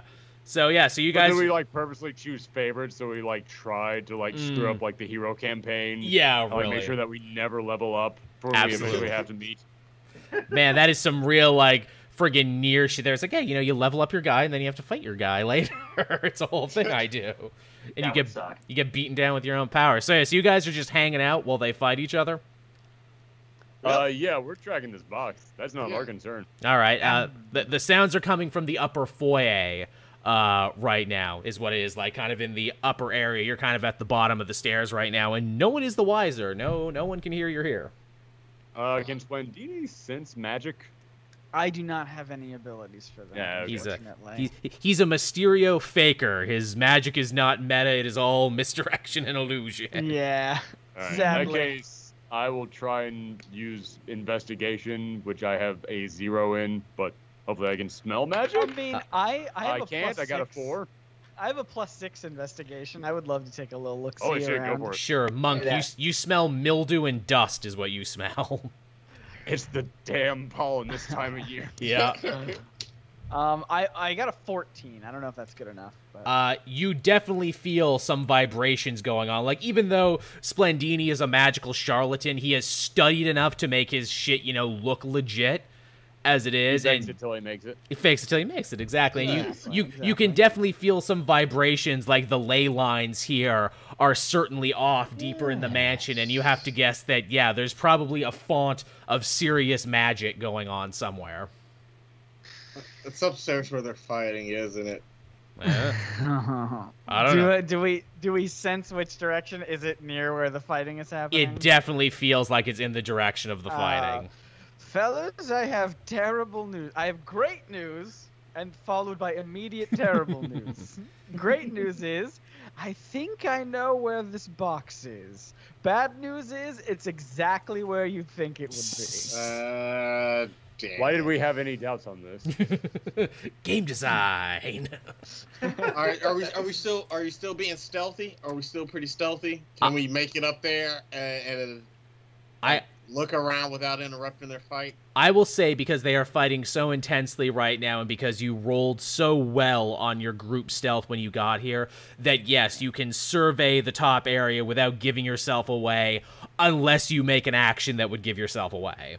Oh, that's gonna be so tempting for me. Oh, I know, for the Master Illusionist. Save the intro until we need to intro. We don't want to know we're here until we're here. So, I guess, do we see it? Is it anywhere in plain view? Maybe sitting on some kind of stupid pedestal like villains usually do with MacGuffins? Well, funny you should say that. As you crest the upper stair and begin to look around like a kid at Christmas looking for Santa, you see these two dudes fighting each other, obviously Crackshot, clad in his purple and red, shooting all sorts of crazy special arrows all around there. You got Crowbar, who's wearing like a crazy orange and green jumpsuit with like a bandana around his eyes, and he's waving around a magical crowbar. He also happens to be standing right next to what looks to be some sort of arcane altar with a bunch of like runes and sigils carved into the ground, and on top of it he has a big altar that's filled with like paintings and jewelry and bricks of gold and stuff that he's managed to steal. And off to the corner you see there's a big pile, like kind of in the other corner of the room beyond where they're fighting, a ton of different safety deposit boxes. It looks like he hasn't broken into those yet, but that was going to be the next thing he was going to do before the superhero came in. All right, who has really good stealth and can go over there and check those boxes without being detected? My stealth is a 3. I think. How long does my thing last that I gave you that gives you advantage? It lasts for an hour. Oh wow! So if you want to do it, because you still have advantage on stealth. I only have a +2. Okie dokie. Let me give the stealth roll a roll. Paul 17. can also. Oh shit! I was gonna say, and Paul can also move shit with his mind too. So yeah. Yeah, but I don't wanna grab the wrong box. True. Use that psychic thing and then just be up shit's creek by getting their attention. Fair enough. Right. So with the 17, you are able to very deftly, you like get up to like the corner of the wall and you start like inching around, and you can hear almost like the cartoon little pixicata violin strings. As the fighting goes on and like arrows explode all around you, and this guy's like sending his crowbar around like a freaking boomerang, and eventually you do manage to make it to the other side where you see about 20 boxes all stacked super high. All right, they're numbered on the outside? Yes. They are. The handle would be. They are. Do I see 616? Roll me an investigation to see how long it takes you to find it. Okie doke. 15. 15. Okay, you manage to scan, and even with your old eyes, you're able to find it, 616, because it's the only triple-digit one out of all these boxes. So you're like, oh, great, found it. The only problem is that it's sitting in the middle like a Jenga piece. Now I can use my telekinetic powers, right, to slide it out of there? You can. Like Jenga. Right. Yeah. That's Jenga, baby. All right. So I'm going to use telekinetic movement to slide out the 616 box. All right, you burn your second to last point, and I'm going to say because you're using psychic power, you're able to pull it up and hold the rest, meaning you don't make a loud noise when you pull it out. All right. Never do. So there you go, badum-tish. So there you go. You now have the box, and these two guys who are fighting do not seem to see you because you've stealthed in so good and they are so preoccupied. All right, so I'm gonna bounce. I'd make you do stealth again on the way back unless someone has a better idea. Let me see. See, everything I want to do right now would just alert them to us. I know, right? I'm happy. I'm happy being stealthy. It seems like the smart thing, but is it what Splendini would want? Does Splendini want another gunshot wound? I feel like It would be Splendini isn't bulletproof enough to like deal with all of this that's going on with them. I just feel like they need this. It'd be either an arrow wound or a magical crowbar to the side of the head. Neither sounds fun. No. Ooh, tell you what. No, never mind, because you still have advantage on. I was gonna do something that would maybe give you advantage on stealth, but you already have it, so never mind. We're all good. Okie doke. All right, so I guess I'll roll a stealth to try to get back to the other side of the room. Go for it. All right. Our episode hinges on this roll right now. You realize that, right? Whether we have combat or not hinges on Yeah. this. 14. 14. So as you like make your way back 14 was the roll. What do I get on the stealth again? Oh yeah, because you got advantage on stealth, don't you? Yeah. You get to roll twice to take the highest number. All right. 11. 11. Oh, so you like make your way back through the wall the way you came, and you're so close. You are literally like in the homeward bound, but you get a little too excited. You're kind of showing off the box, like, yeah, I got it. And because this is an old, rickety-ass house, you end up stepping through a rotted floorboard, which makes a loud noise. Crowbar and, Crackshot stop fighting for a second, and they look at you. They look back to each other. They look at you. Wait, is he with you? No, I thought he was with you. What? I thought he was with you. So sorry, fellas. I mean, that's an option. It really is. It's all up to you. Run, bail, run. Yeah. Everyone, roll me an athletics. Then roll me a group athletics to see how quickly you make it out. What is my athletics with my old ass? With your old ass. I got 21. Hot damn. Can I just pick him up and carry me? Whoever gets the lowest run. Roll a strength, and I will say yes, you can. Can I tell you, I am proficient in athletics, but I only get a +2 because, like, somehow the way the math works out, I'm still bad I just at got an unnatural 20 in strength. So 16 plus 4. Yes, I'm gonna say because you're a bear, you can get down on all fours to run, and someone can ride on your back. Yeah, Spring forth my burly protector and save me. Yeah, I hate to do this. I only rolled an 8. Oh, I hate to do this to you. I only rolled a 4. Okay, so Paul and Mr. Monk haul ass. They are already like out the front door, I'm like holding on to my hat. just out the place there. Technoid, you end up slipping on like an old ass piece of carpeting that you didn't see before. And Splendini, you kind of like, spin around too quickly, and because you have your cape there, you kind of get stuck in it. Yep, just fall over. Yeah, unfortunately. So with that, gentlemen, that's going to be a roll for initiative. All right. Okay. Oh, that's a nat 20 though. Oh, I make a fuck. quick recovery. I got a 19. I'm rolling good with this die. I'm gonna hold on. To Yeah, this you side. are. You're fast as shit. I got a 1. Damn. 16. 16. Okay, and they rolled 13s. Now, you find yourself in an interesting position here because this is kind of a three-way battle because Crowbar and Crackshot don't like each other, but you were stealing from this situation. So, again, Splendini, you're the first to move. What do you want to do in this situation? Could I glean some information about? So you've said they've been fighting for a while. Do they look particularly battle weary, or do they look healthy as ever, still ready to go for it? You know what? That's actually, yeah, you're absolutely right about that. They have been fighting for a bit. So, yeah, they do actually carry with them some rather serious battle scars on them. Crowbar, being the villain, looks like he got hit way worse by Crackshot. He may be the lamest member of the Chastisers, but he's still, like, part of the second biggest superhero group in this universe and can still handle himself in a fight when need be. Fantastic. I have a lot of fire-based attacks, and I don't really like using it when we are all inside of this house together. So I will instead do something that might not work, but I think it is. I think it would be fun if it did. Sure. I am going to. So on my way out, I trip on my cape and I kind of fall, but I immediately recover and I bounce right back up.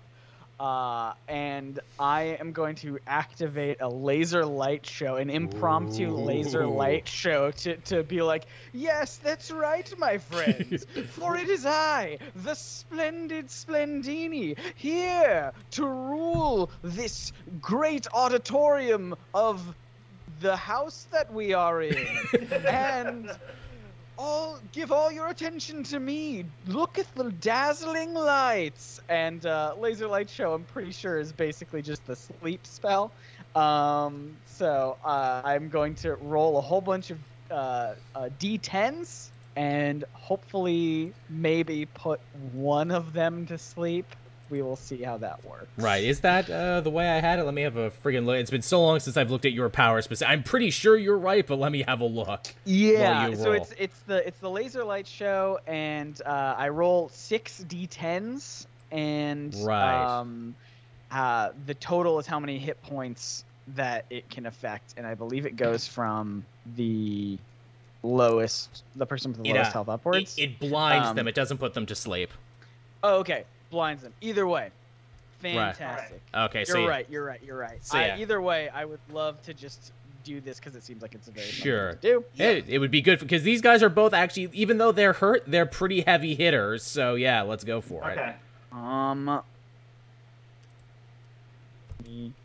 That's incredibly good. I got 38. Okay, so they are both blinded right now. Your laser light show is, oh man, it's like Frampton Comes Alive. It's so huge and everyone's grooving on it, except for Crowbar and Crackshot are like, ah, God, our eyes, it burns. So they are both blinded right now.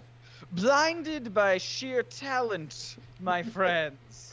I think that's all I'm going to do. I think that's a pretty effective turn. That's pretty stellar, yeah. All right, so Mr. Monk, it's your turn now.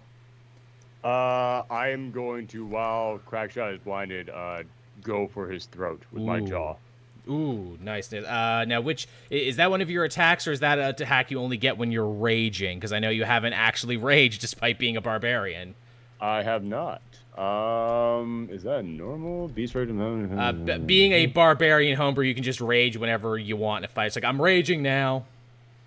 And then I have Bite. Bite, your mouth transforms into a bestial muzzle or great mandibles. It deals 1d8 piercing damage on hit. Once on each of your turns. When they damage a creature with this bite, you regain a number of hit points equal to the proficiency bonus, provided you have less than half of your hit points when you hit. So yeah, it is a regular attack. Oh well, no, that's only when you're raging because you're a Path of the Beast barbarian type, is what that is. Is that really? Oh, yes. It only comes up when only comes up when you're raging, which I know seems weird because it's like, but I have claws and everything else. My idea is that when you rage, it's one of those things where your like teeth get longer, like Wolverine's claws or some shit like that. Gotcha. All right, so yeah, you can rage, and when you're in rage, you actually get extra stuff. What is there? As long as you're raging, which you can do as a bonus action, you gain advantage on all strength checks and strength saving throws. When you make a melee attack using strength, which is all you ever do, you get bonus damage to that, which is equal to your barbarian level. So you're 4, so you would actually do 4 extra damage on top of anything you would do. And you're also resistant to bludgeoning, piercing, and slashing damage while raging. I don't think I would rage just yet. So instead, well, they're blinded. Yes. Is there any reason that we can't just keep trying to run away from them? No, not at all, actually. In fact, I'll say... In fact, I'll say once again, give me athletics, but give it with advantage now because they're blind. Well, the first one was 4, so with advantage means I get to do it twice, right? Yes, and take the highest each time. Oh, thank God, because the next one's 17 and my athletics was, what, 6? Yes. It was huge. Yep, you're very athletic. Unnatural 20. Hot damn. So, yeah, I got 23. Wow, Paul is booking it now. He wants this to be done. And what about Splendini? What did he get? I got a 15. Okay, so you do much better this time with your enemies blinded. You again take Monk's offer to scatter. And yeah, you're just booking it now. You're running, what is it? Walters, who's been listening in on you this whole time, and she's like, all right, did you get it? Did you get the box? Did you get it? Yeah, I got the box. Quit talking to me and trying to run a very old. Okay, all right, I'm sending Bannerman your way right now. be ready for extraction. So yeah, you basically run your way out the crazy mansion, and you see the Osprey decloak and a rope ladder get thrown down for you. Up, Bannerman, up. All right. Damn it, bro, I'm going up. Can't you see? I pressed up. You go up the ladder. Is that the best you got? I don't know, Is that man. the best you got, Bannerman? I don't know about anything anymore. Just get the damn Osprey. I'm a broken man. I'm so tired. I'm so tired. I'm a broken man. So they let divorced guys fly these things. fucking A. All right, so you get in there, and yeah, you are extracted by Bannerman before Crowbar and before Crackshot can even get their shit together.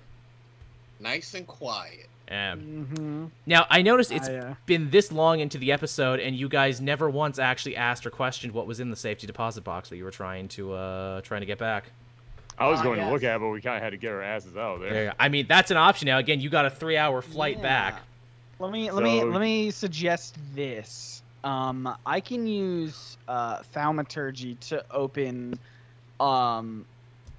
unlocked things. Is this locked? Yes, it is. Never mind. It's does anyone know how to pick locks? I'm gonna give it to the giant monkey bear. That's fair. I just take out like one claw and just like. You do it. What do I need to roll to try and open this with my? I'll say, would that be a sleight of hand? I guess that'd be a sleight of hand. Oh, sleight of hand. Yeah. Yeah. I do actually have 2 points in sleight of hand. Okay. Let's give it a shot. Oh shoot! 17 plus 2. This is the best dice I have ever had. You're in my life. killing it, Dice. We're doing 17 good. plus 2, so 19. You use your little pinky claw, and you get right on in there, and you turn it a little to the left, you turn it a little bit to the right, you turn it until it's just right, and pops open. What do we see?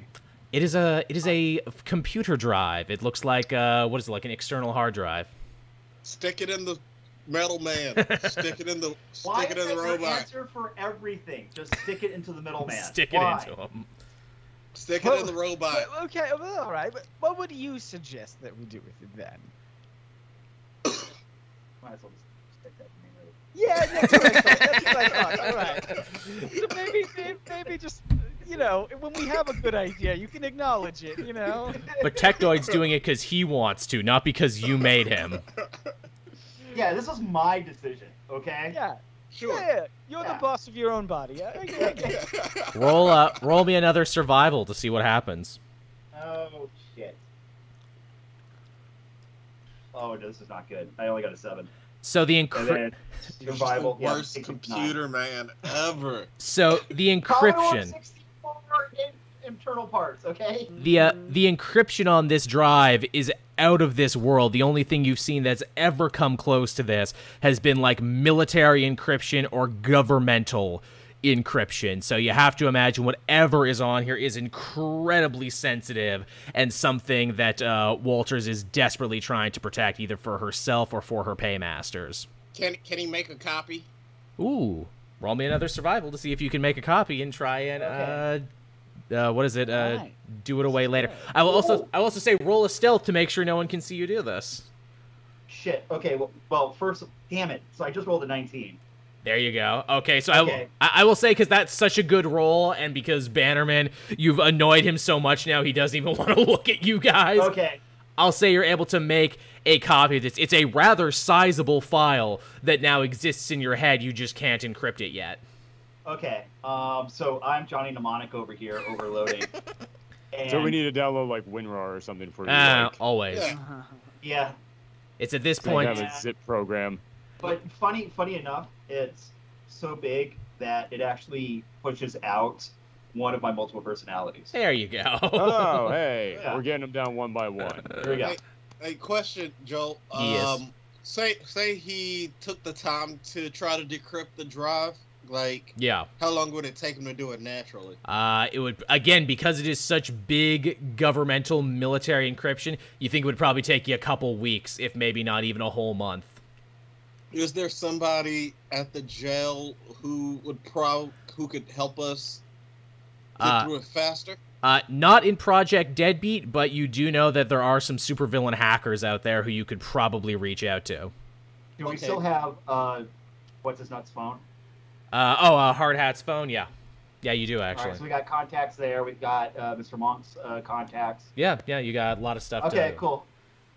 Yeah, there's Alright. a couple evil geniuses there you think you could probably reach out to. It's at this point too, Walters comes up over your comm there, and she's all complimentary. Well, you had some peaks and valleys there, some touches and goes, but you ultimately did the job done. You got it done right, and what I appreciate most of all, you didn't ask any questions, which means I don't have to lie to you.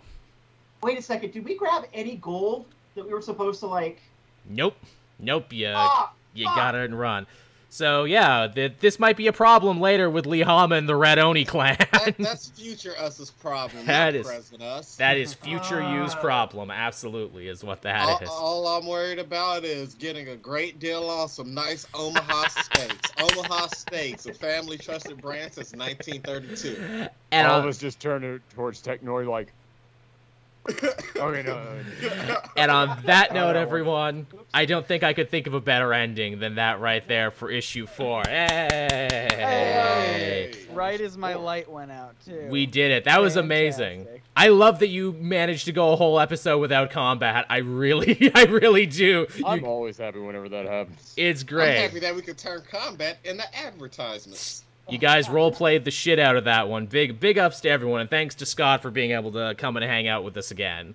Oh, it was such a blast. Thank you for having me. Oh, Yeah, whenever Scott comes in and like does like actual D&D stuff, I'm like, wait, we can do this? yeah. we have to up our game now. Like when he said I'm gonna roll 6 D10s, I was like, what? It's a lot of D10s. That's, Mhm. I have this tube of dice. You mean Okay. I can roll more than once? You mean there's more than just hit stuff? So thank you so much, everyone, for coming and hanging out. I really appreciate it. And we will be back again next time with another episode. As always, if you're a patron, you'll get to listen to this first before anyone else in both, in video form and later in audio form whenever that goes out there across all the different things. Does anyone have anything to promote? I don't know when this episode will be hitting, but feel free to promote something now if you like. All right, just a little future proofing. Maybe I'll go to space. Okay. I mean, by the time this is out, I could very well have gone to space. I don't know. It's a good idea. Supposed to be. Yeah, other than that, nothing much going on. I love space for you. Check out Thorgy's Arcade. I've been ripping off bigger YouTubers for months now, and it's paying off. Mm-hmm. Fantastic. I literally got like a text message from, I'm not gonna say who it is, but I literally got a message on Twitter while this was happening. I was like, oh, let me just check that real quick. And it was like from some major guy. I was like, oh fuck. Focus on 2 things right now. Okay. Yeah, it's one of them nights.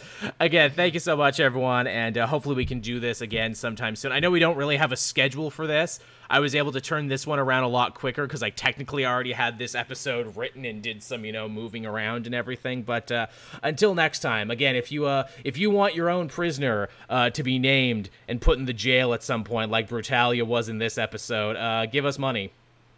That's an option. That's always an. Oh, That's that always was, an. that was a character someone paid for? Oh, wow. No, I'm saying like that. That's a situation that people can do. Okay. Okay. Actually, Gotcha. actually, the guy in the picture with Paul was supposed to be a character of someone who paid some money. So sorry I wasn't able to get that whole story up, but you know who you were. That was supposed to be your guy. Oh man, you should have told me that was a premium character right there. I would have included a lot of backstory there. Yeah. See, this And is advertisements. this is the problem. People can never know because D&D is all random.